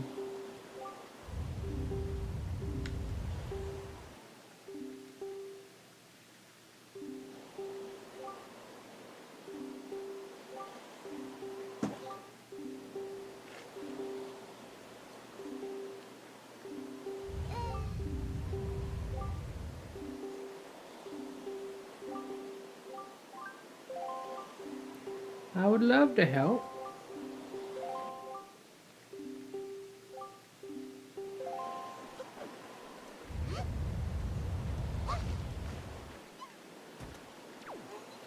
Oh, that's right. I'm supposed to do it while she's Whoops. You good? I'm supposed to wait.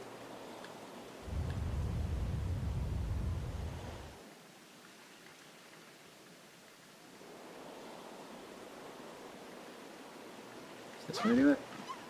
Nope. Oh, maybe I go the other way. Which way do you want me to throw? With the wind.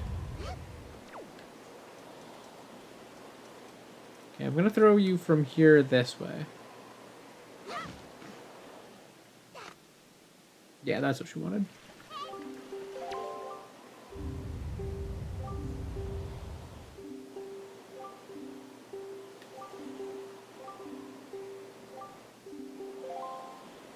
Is this bottle? Yeah, there we are.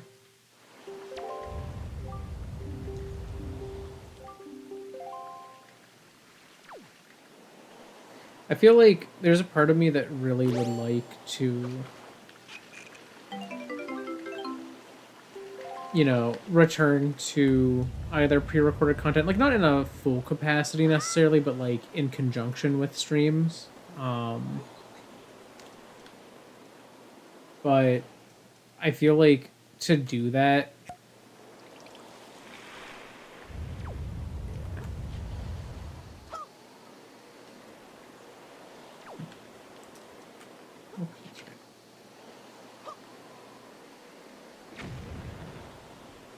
but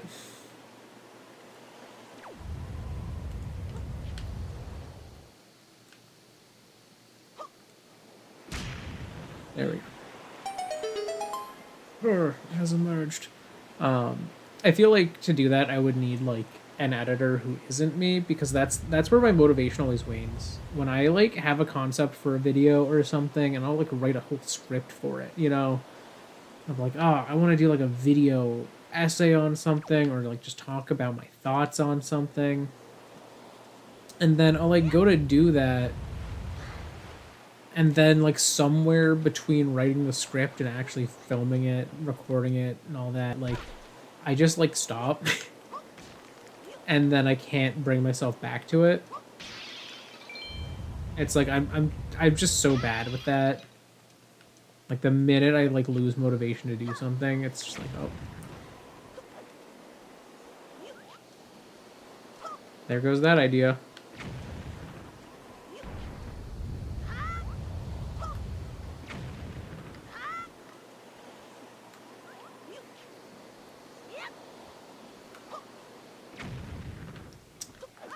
Being slightly too far, or too close to it. Bro, there we go.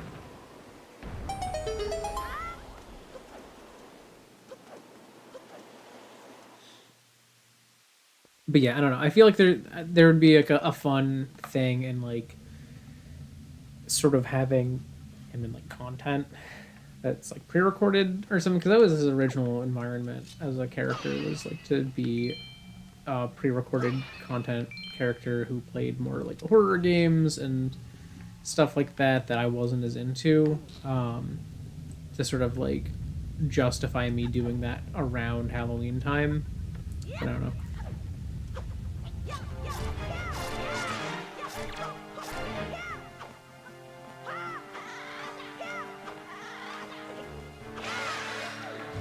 Gotcha. Losers.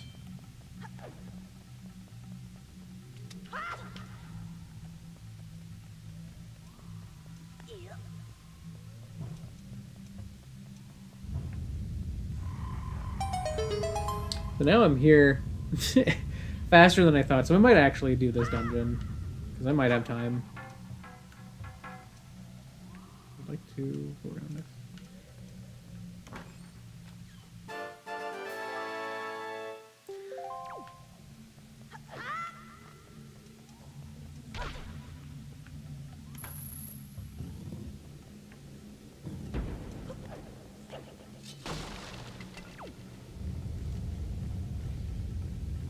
It's dungeon time.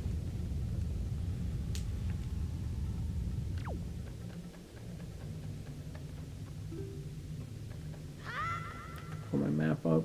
I'm gonna need it the most here.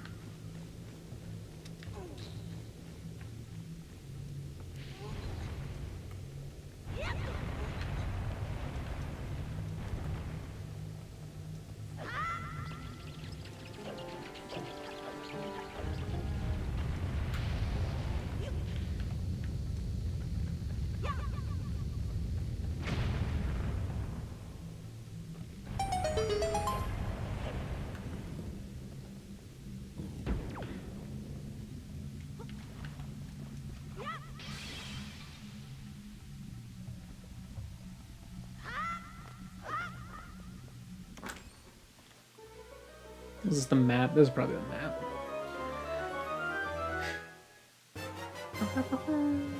Hundred map.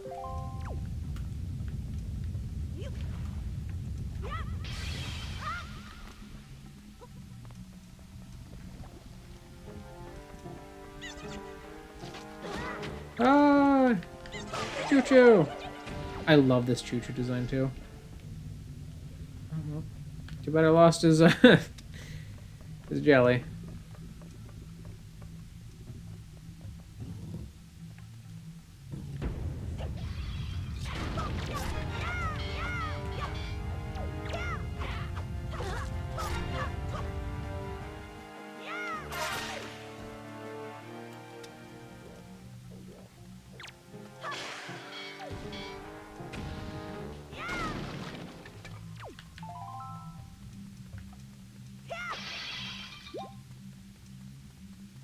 Can I spin this? Yep. Look at that. Oh, very satisfying.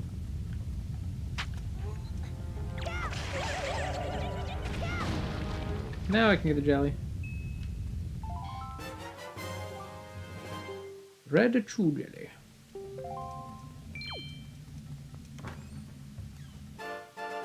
Yeah, there's a part of me that hopes that Nintendo just goes, let's take this engine and do remakes of Phantom Hourglass, Spirit Tracks, and Minish Cap. Like, as 2D games, just like, but using like a higher quality Toon Link model and just changing the controls, you know?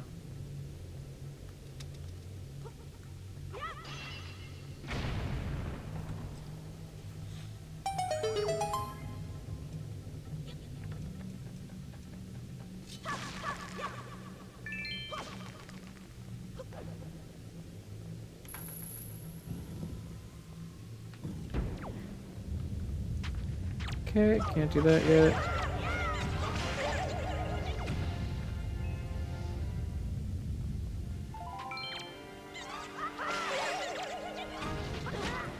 Nope.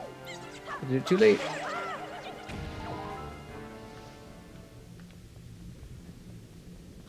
Oh.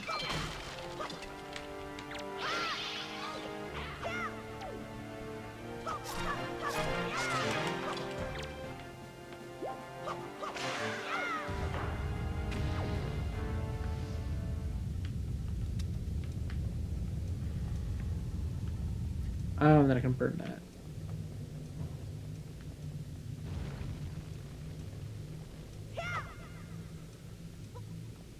I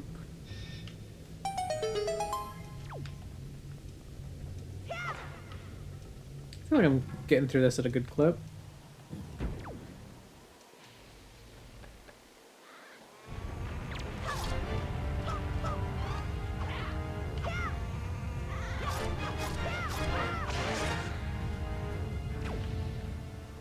Hi, dude.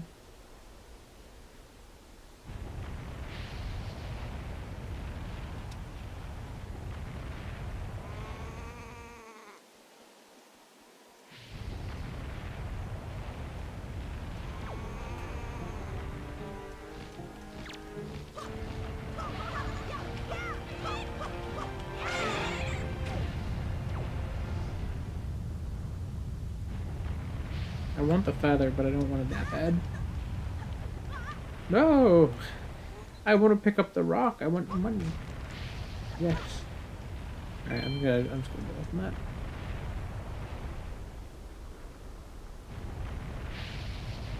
Alright.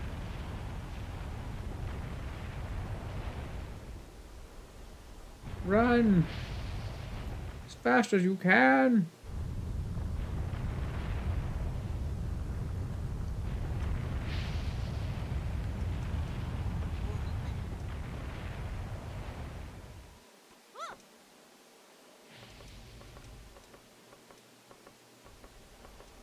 I go across this.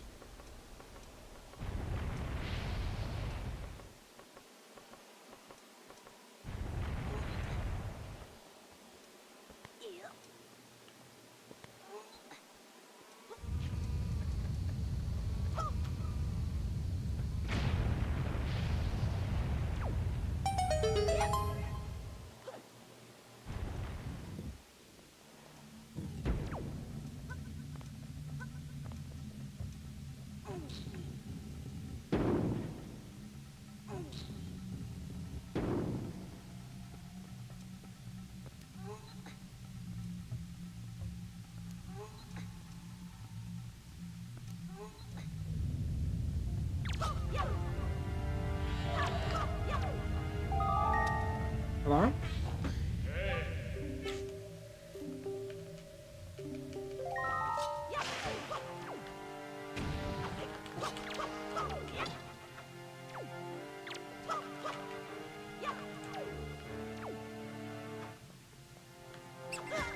Hey.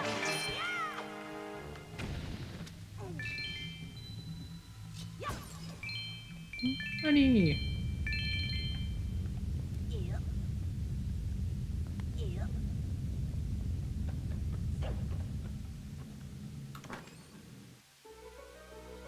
Compass.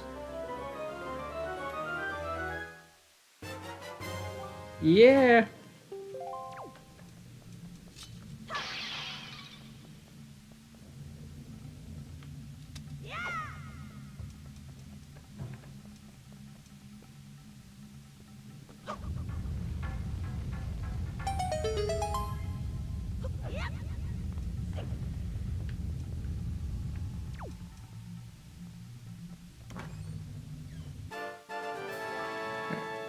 Small key.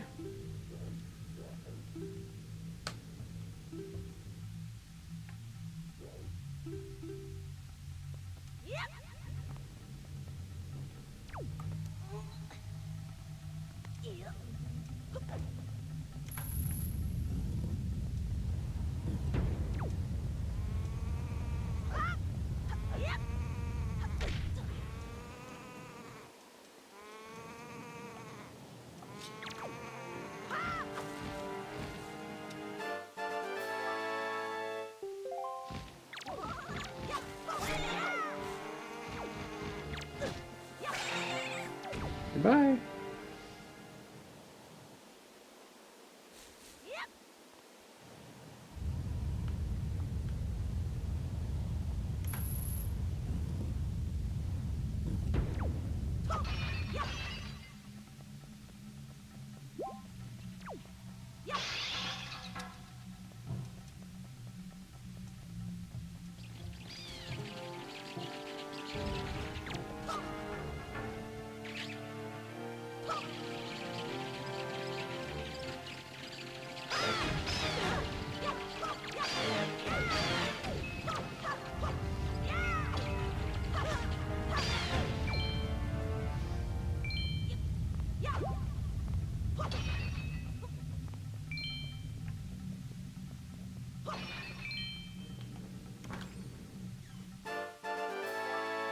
Another joy pendant. Gonna need this, those torches. Oop, and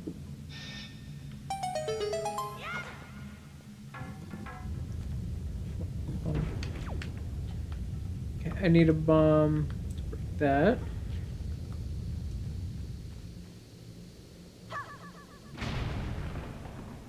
I guess I could tossed it. It probably would have worked from the ground.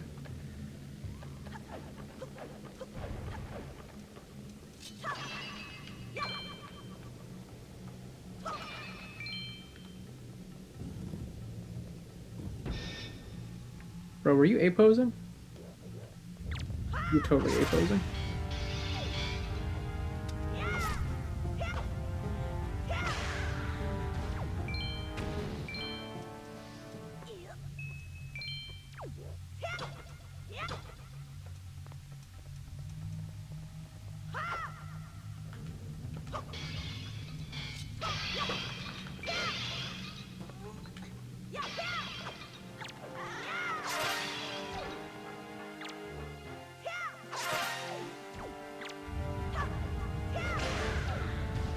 Get dead.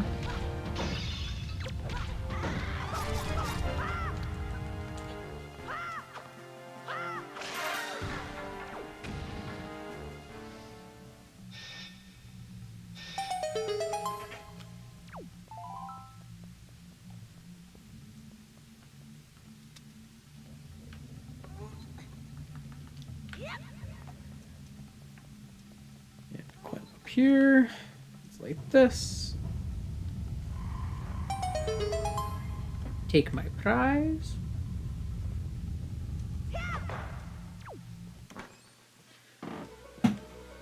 Yeah, I'm only just now hitting the point in time where I was like, this is where I would be planning to stop if I get this far in and I haven't gotten into the dungeon yet.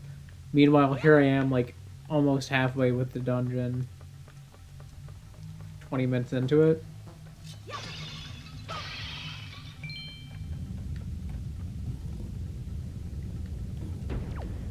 That is one of the nice things about Wind Waker, is it's so quick to get you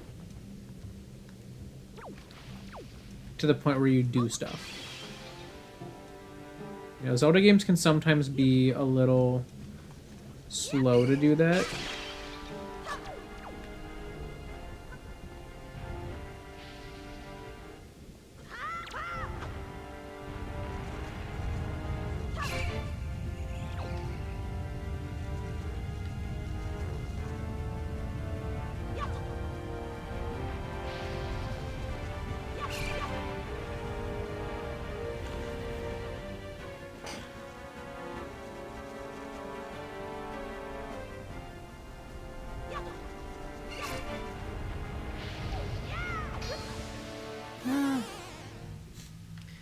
I messed that up.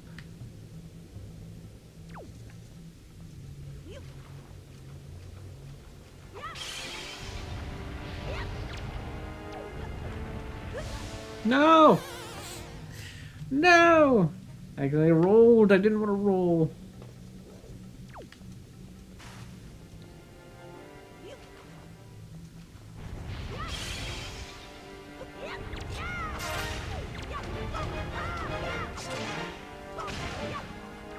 Now you are dead.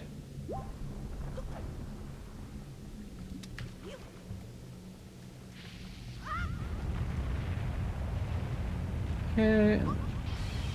That's that. Stand on it. Launch me.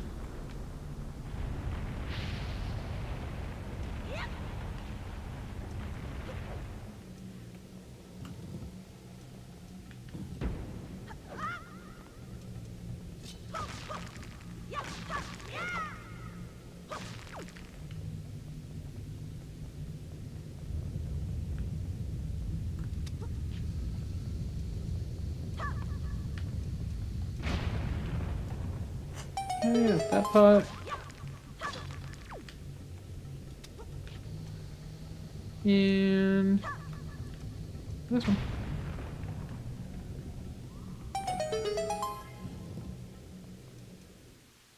Mini boss time.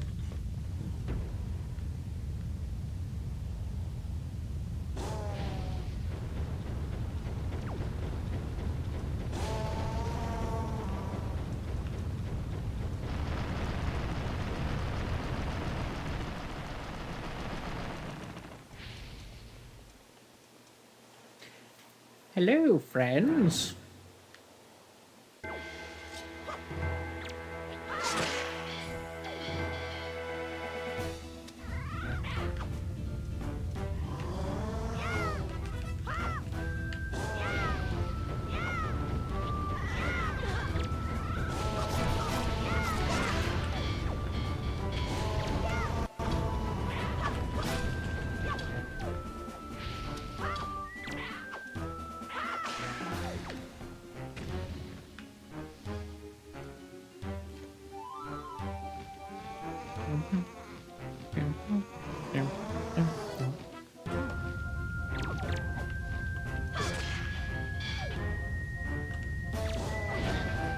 Ow.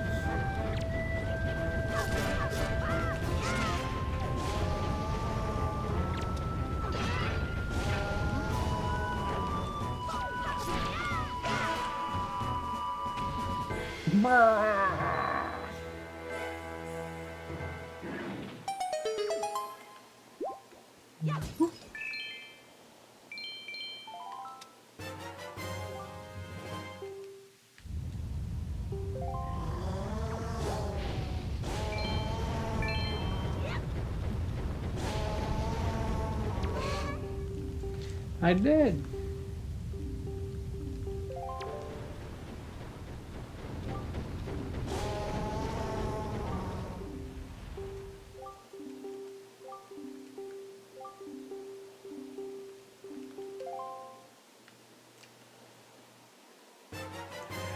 Yes, the grappling hook.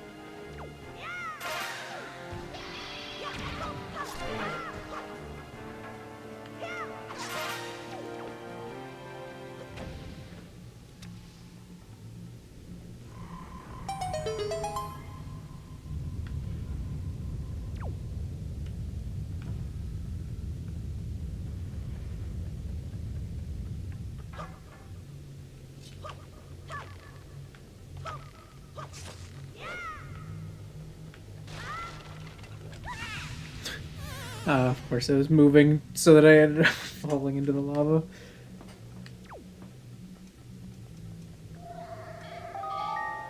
I know, I know. If I cut the ropes, you get below.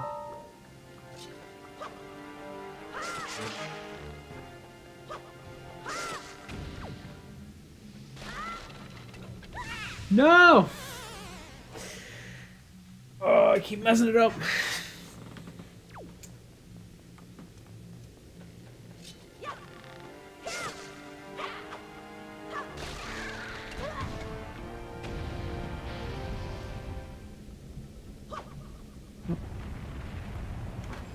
No joy pendant for me.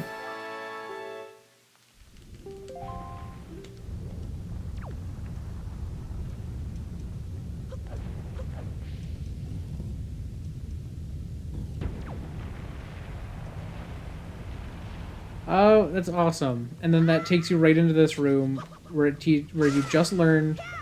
Oops.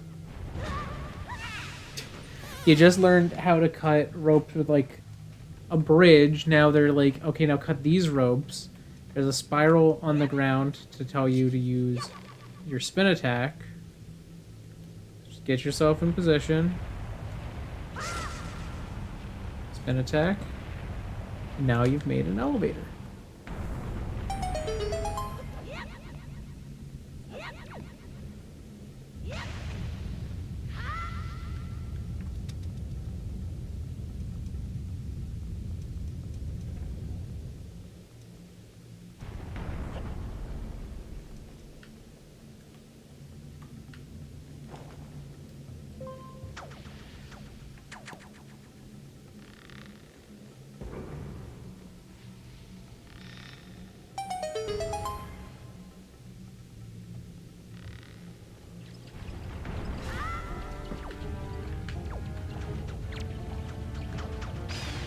You're dead.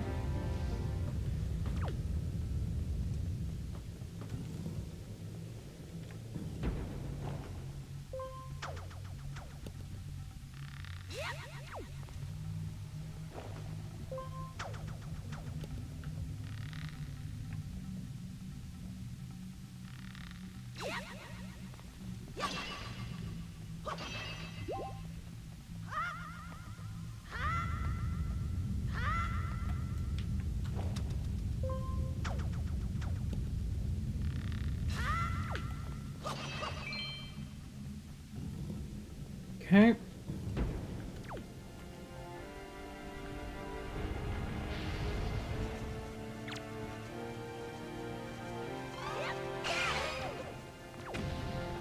Oh, that's right, because that kills them instantly. I have to wait for a new guy to come out.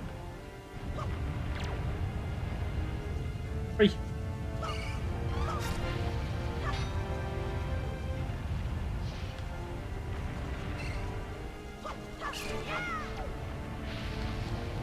Yeah, now I can pick him up. Take him over here. Drop him. Get my big key.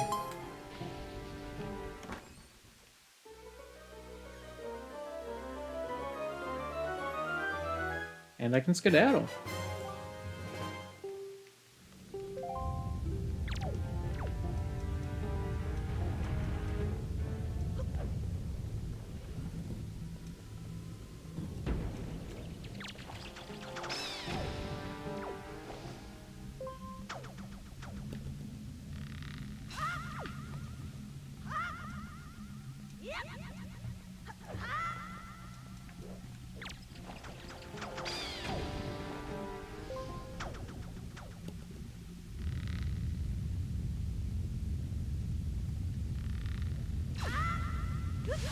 Whoa!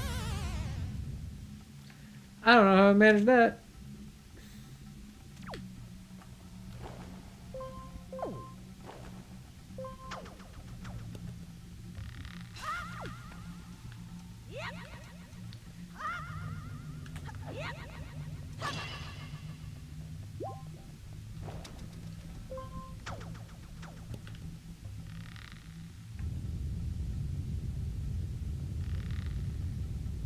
Oh, it's because I go slightly too high. Or too low. Swing, swing, swing, swing, swing. Niku. Got it.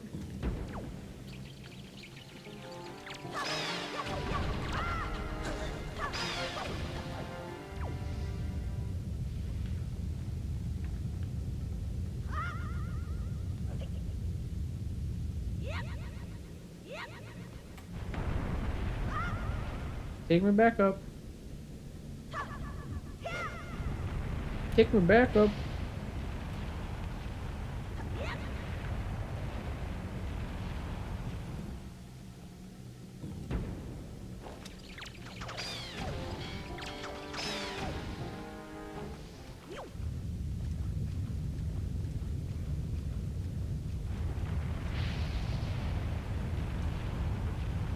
Just have to wait for that to stop. Oh.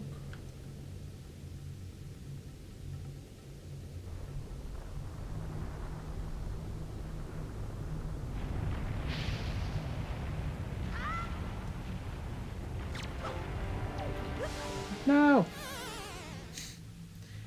No!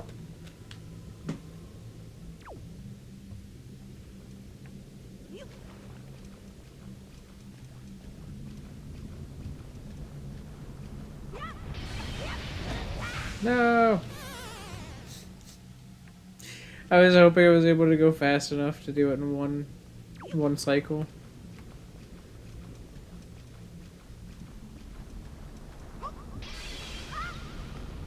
There we go.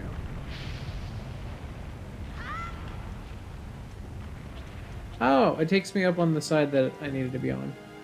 I didn't need to go towards the bridge, and I did. That was my fault. I'm the reason I messed that up.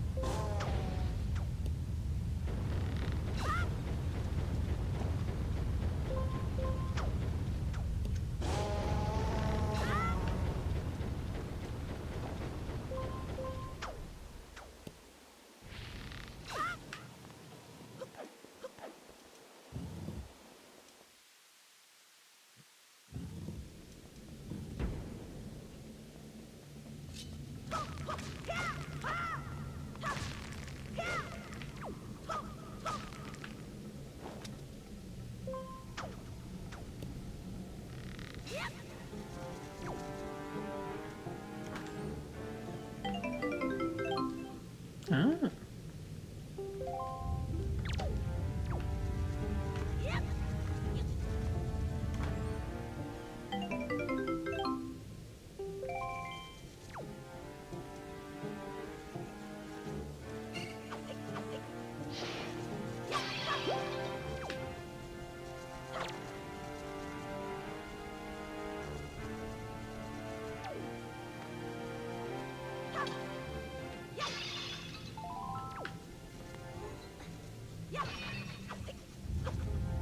Gotcha.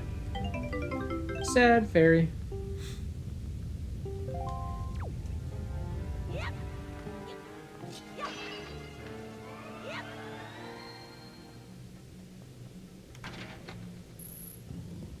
Wow, I can't believe I had time to do the boss in like within 2.5 hours.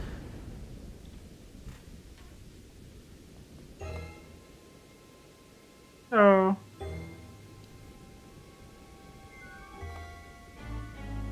I'm here to do battle, good sir. Yes, tank my frame rate.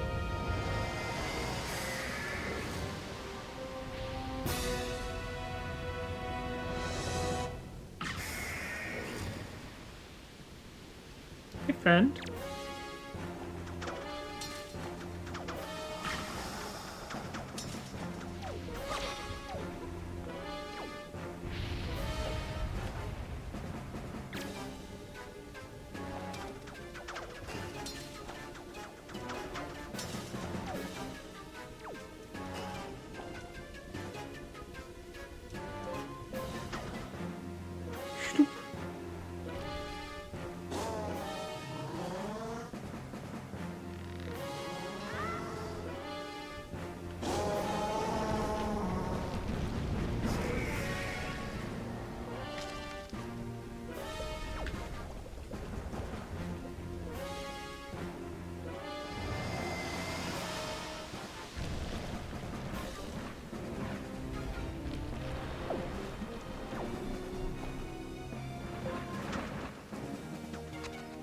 Got it.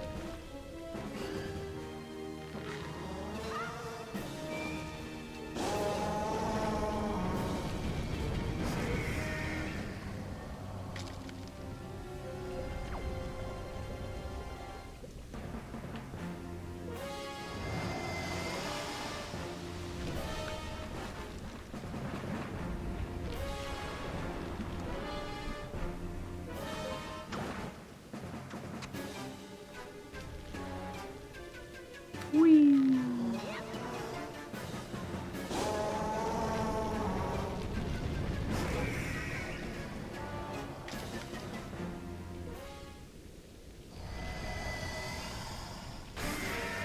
Yes! It's time!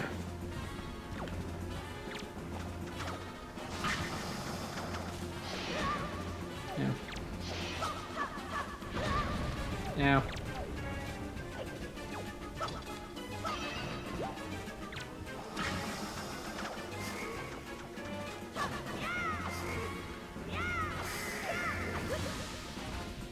Now.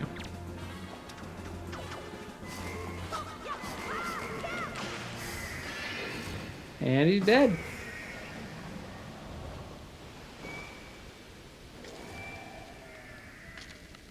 Peace out.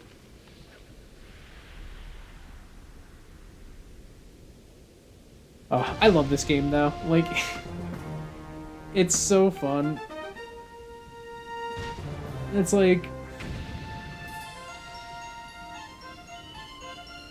I don't know, it's just such a fun little experience. You know, when I often think of like Zelda, like I think when most people think of Zelda, they typically think of something that's like whimsical but a little gritty for its time. You know, your Twilight Princesses, your Majora's Masks, your Ocarina of Times.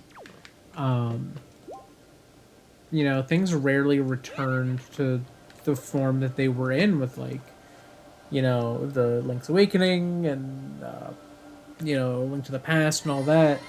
But like those stylized, a little bit cuter adventures with these like cute looking characters. really pushed in the West by the fact that those were sprites that were meant to represent a character who didn't look so cutesy. And I think that it's such a good thing that we've gotten back to being able to have like Zelda games like this,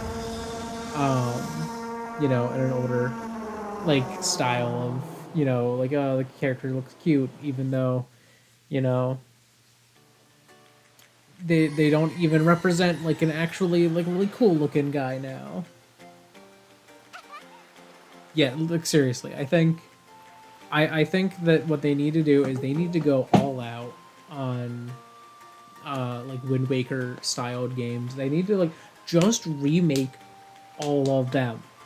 I want to see Minish Cap. I want to see Four Swords. I want to see Four Swords Adventures. I want to see Spirit Tracks, Phantom Hourglass. Swap the two in that order, but like I want to see all of those come back and be on whatever Nintendo does next. I think that's what I really want to see. That's my biggest hope out of the next console is that if it has two screens, we get you know, remakes of the DS Zelda games because they're so good. I did not anticipate them being good because I heard like, oh, the controls are weird and all that is really gimmicky. And I played them and they were amazing experiences. I loved every second of them. Like there were parts that were like a little dragging in like either, you know, Phantom Hourglass or Spirit Tracks. I think Spirit Tracks does the parts that were dragging better. Like the Temple of the Ocean King was not very fun in Phantom Hourglass, but the Tower of Spirits or whatever it was called was really fun in Spirit Tracks. So, like, you know, they kind of balanced it. You know, they found a better way to do it. But at the same time, I think that the dungeons and bosses in Phantom Hourglass are so creative, even beyond what they were in like Spirit Tracks. Up, left, right.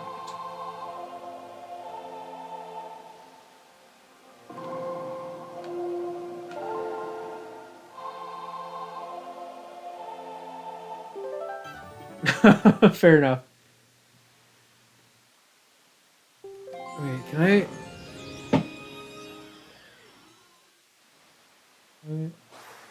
Aha.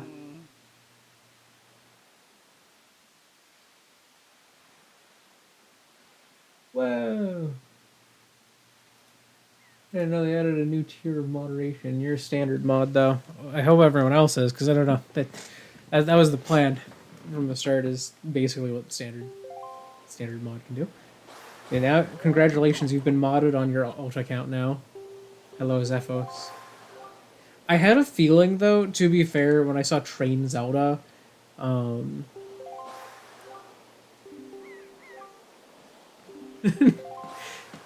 like, it's, I love the Wind Waker style games, though, so much. They're so good. Toon Link's games are bangers. I've never beaten Minish Cap, so I want to see Minish Cap get a remake so that I can beat it. Because I feel like I need it to be in, like, 3D. Even if it's still, like, a top-down 2D, you know, one. Like, I need 3D to beat my Zelda games, it seems. I don't think I've ever beaten a truly, like, 2D one with, like, sprites. I've gotten various distances into ones, but I've never beaten one. Oi!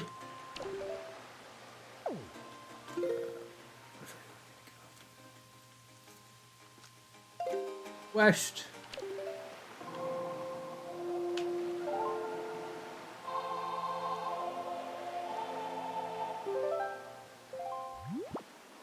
West. East. What's up?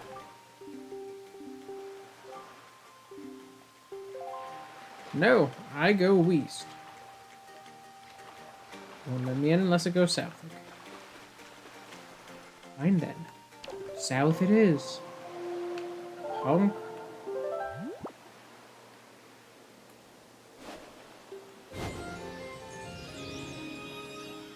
Does this make you happy, sir? Yep, that's all. He's like, yeah, go south. We're gonna go south.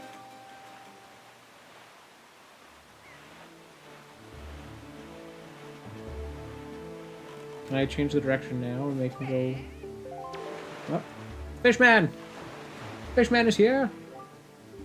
This Minish Cap does...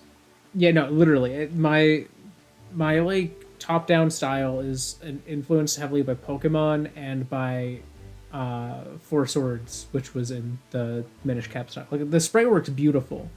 I don't know why I struggle so much to beat sprite-based games.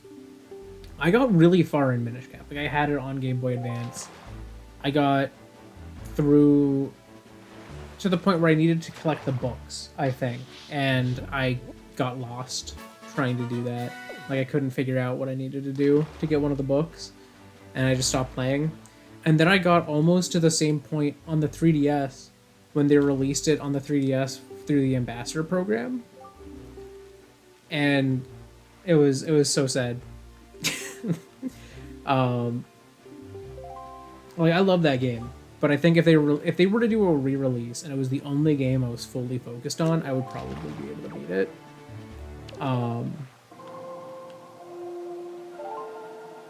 But like, I feel like if it was 3D, that would be the secret sauce to get me to beat it.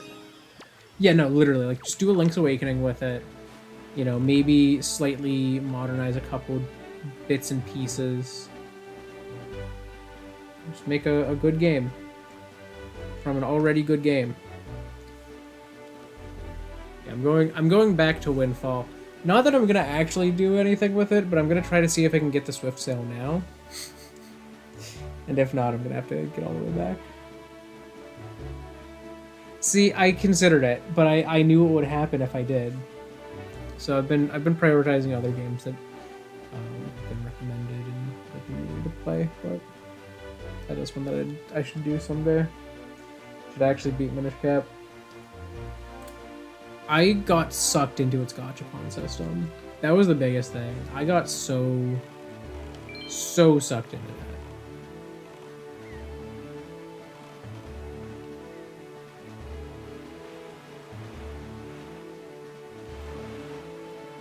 Wind Waker is such a pretty game.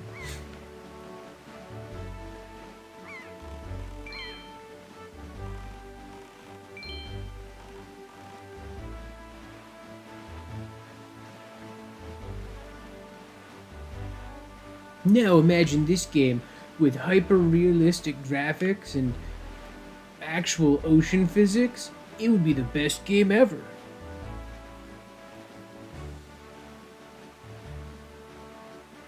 Like, I feel like that's the biggest thing, is every single one of the games with Toon Link in it has an absolute, like, pinnacle Zelda soundtrack. Like, the best of the series. Like, Wind Waker, phenomenal soundtrack. Like, Minish Cap, a lot of really iconic songs for me. And that might be because I was a kid playing it, and so it's, like, rooted in my brain as nostalgic.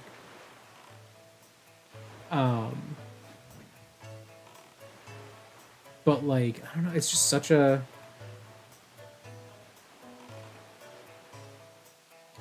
like, iconic game for me. Alright, does it have to be nighttime to be able to go to the auction?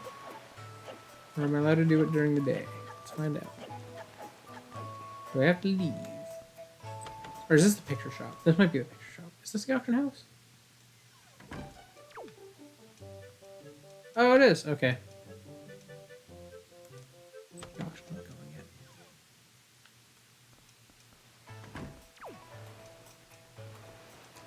Well, I might not be able to get my Swift Sail during the stream, but that's okay. Yeah, I love this game. It's so pretty. It's so fun. It's like, this is like peak Zelda for me, and it's like, I think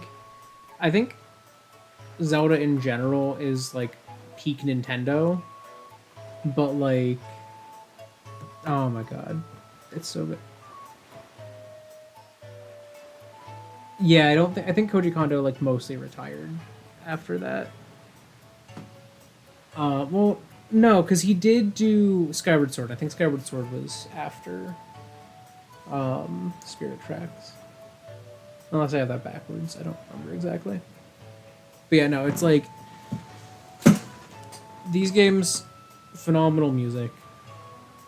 I think that's one of the things that like really stands out to me about Zelda is like they're some of my favorite games of all time for different reasons. Wind Waker has my favorite soundtrack in like any game, hands down. It's so cozy. The songs are so unique. Like the mini boss theme is way better than it had any right being. The Mulgara theme is amazing. You've got your staples like Windfall Island and the Great Sea and Dragon Roost Island. Like it's so good. And then you pair with that the fact that it has like really fun dungeons, really good combat. It's like at the end of the day, I think the only thing that would have made it better is if they'd been able to like actually do as many dungeons as they wanted. Like there was supposed to be the first 3 dungeons as 3 dungeons, and then there was supposed to be like a set of temples, and instead they had 2 dungeons. Did you do like the whole it's raining, go to the island and whatnot arc, and then you have the temples, and there's 2 temples, and that's it. And it's like that's the only thing I feel is a downside for Wind Waker is it just does not have as many like dungeons and stuff. Yeah, no, literally, everyone's like, because everyone's like everyone loves the Rito Village theme, and it's like that's just Dragon Roost. It's just Dragon Roost again. Dragon Roost is great, but that's just Dragon Roost again.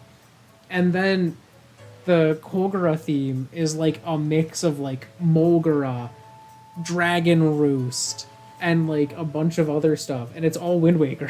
And everyone's like, "This is the best song in Zelda history," and it's like, yeah, because Wind Waker's the best soundtrack in Zelda, and you just pull a bunch of samples from it, and sure, you're gonna make something amazing. Like, well, not samples, but iterate on a bunch of the like music from it, and it's gonna sound amazing. I love it so much. That was the thing that disappointed me so much with Breath of the Wild, even though it was very atmospheric, and I think it was the smart, like the better choice for it to not have, a bunch of really iconic music and to instead be really calm and quiet and, lonely. I think that was the right call, but at the end of the day, I was like, man, this soundtrack does not hit, and it made me so sad. I loved I love Zelda music so much, and so I was like, there's not a lot in this. And then I played Age of Calamity, and they took a bunch of like the music from Breath of the Wild and made actual like full songs out of them, full compositions. They kind of like relivened the songs that had been like pared back and made lonely. And it had like an amazing soundtrack. I'm like, man, this is great. And then Tears of the Kingdom, for the most part, has Breath of the Wild style music, but then has like such unique stuff, like the temples like slowly building on themselves. The boss music is just phenomenal. The way, like, I think the reason Kolgara's feel so good to people is it's the most epic boss fight, and they acknowledge that by making it have the most epic boss fight song. It's like none of the other bosses in the game compare to like fighting a giant bug in the sky, and then you have the other bosses and their music fits them, but it's like it doesn't feel as epic. And so when it has the like triumphant fanfare play as you're fighting Kolgara and like it's vulnerable, and it's just the Dragon Roost Island going crazy, it's just such a good feeling. Like I was so hyped watching it because I've been rewatching the Game Grumps, or I've been watching the Game Grumps playing Tears of the Kingdom. And when I got to that was the first temple they did. That was like such an awesome boss fight, and like Danny was just like, oh, this is so cool, man. And it's like, it is so cool. But yeah, I am a sucker for good Zelda music, and I'm so happy that like there's so many good themes and stuff from Zelda that are so iconic. Yep. But that's gonna be all for my stream today. I'm happy I was able to beat the first dungeon in a 2.5 hour stream. I wasn't sure if I was gonna be able to or not. I thought like, oh, maybe I'll just get there and I'll just talk about why I love this game so much on my way. But no, I was actually able to beat a whole dungeon. It's a quick first dungeon, like most of them are, but yeah, that's gonna be all for today. I have one last stream planned in this series. That's gonna be Wednesday night. As a teaser, it's a game that I have also. It's another game that I've streamed on this channel technically once. I've streamed it once. I have ported streams over from Twitch back when I streamed on Twitch to hear of it before. It was the first game I ever streamed. And then it updated and was no longer able to be streamed successfully on my old computer because it was like a little too intense for it. But this bad boy can do it, I guarantee it. So I'm gonna be streaming that. We shall see. I'm very excited for it because it is one of my favorite PC games of all time, if not my favorite PC game of all time. At least that aren't like mostly single player experiences. So yeah, I'm gonna be doing that on Wednesday, and then my plan is to probably just start streaming. I'm probably gonna start streaming side order content because I am loving side order. So yeah, all right. Thank you so much if you joined me live or after the fact. Either way is cool with me as long as you had some fun. That said, I am going to go do human things as humans do, and you probably should too. So thank you so much. Goodbye. Farewell. I'm hopping off.